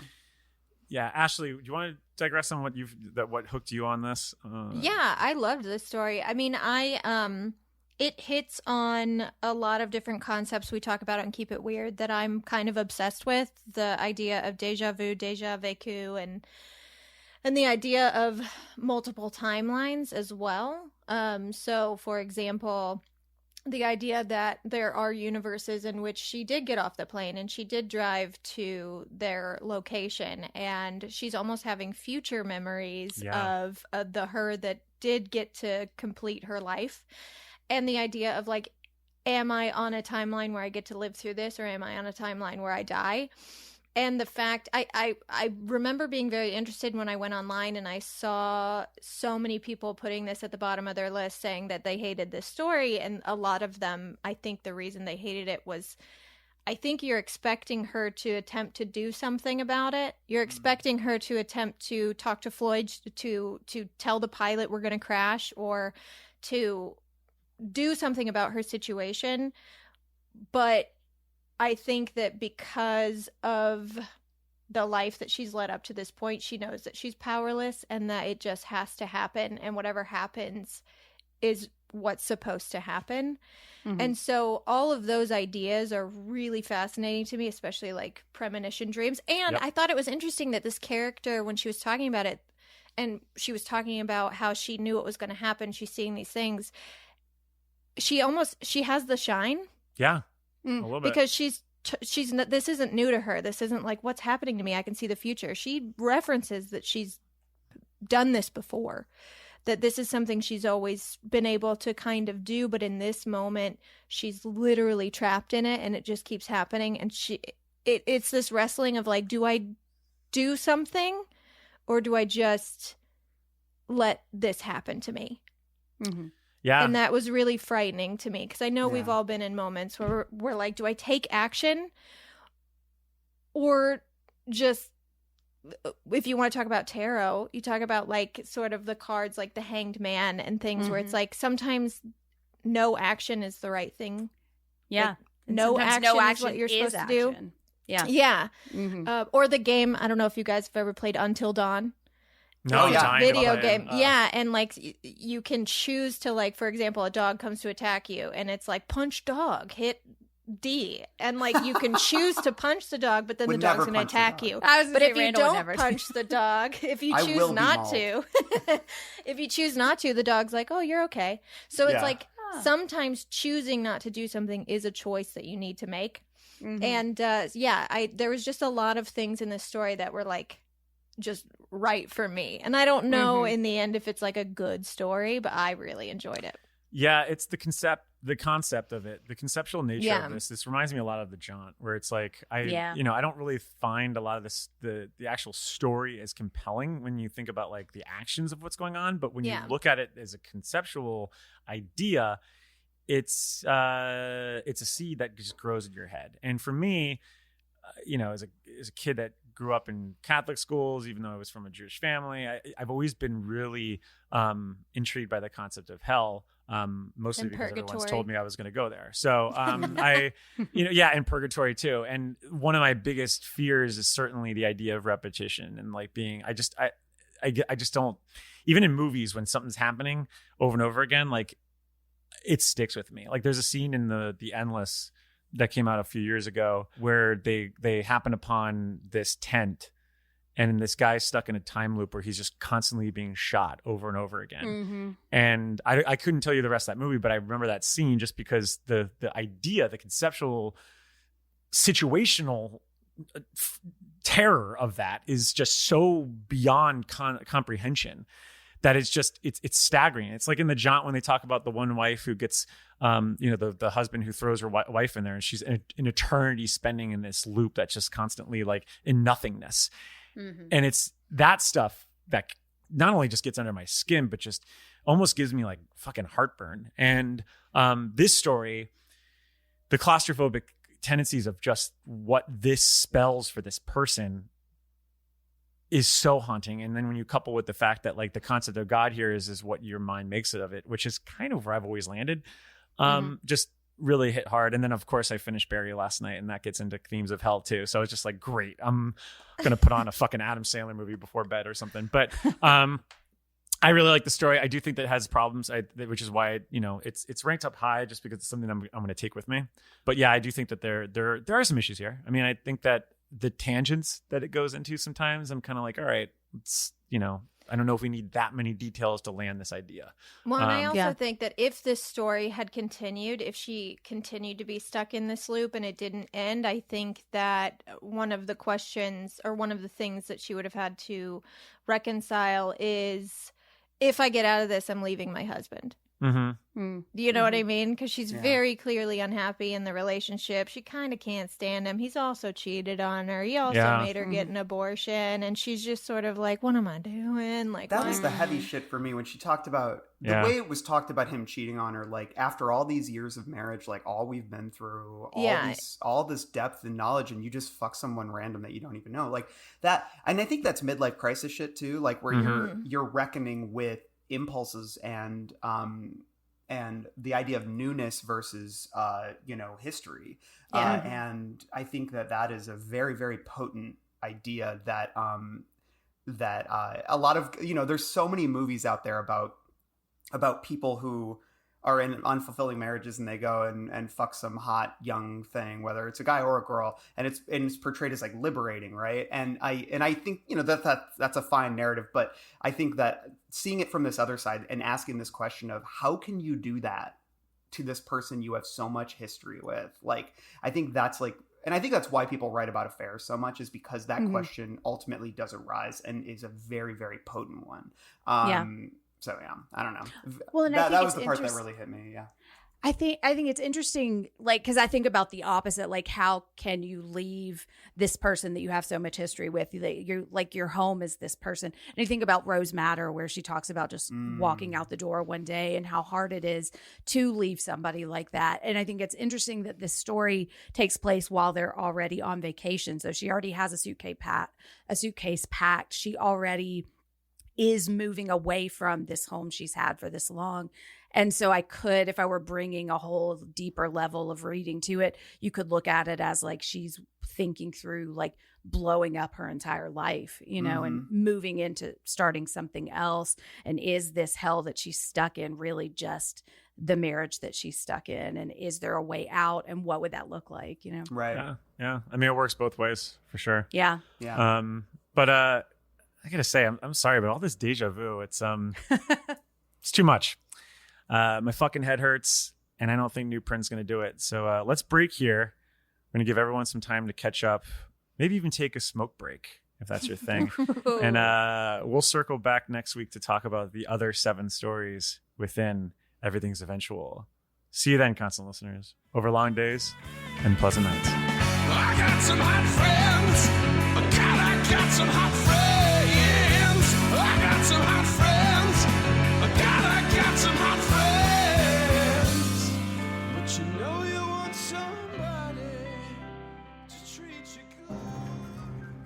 This is the end of our show. For now. We hope you enjoyed this production. If you like our programming, consider searching for other bloody disgusting podcasts, such as Creepy, Horror Queers, The Boo Crew, SCP Archives, Nightlight, Margaret's Garden, and more.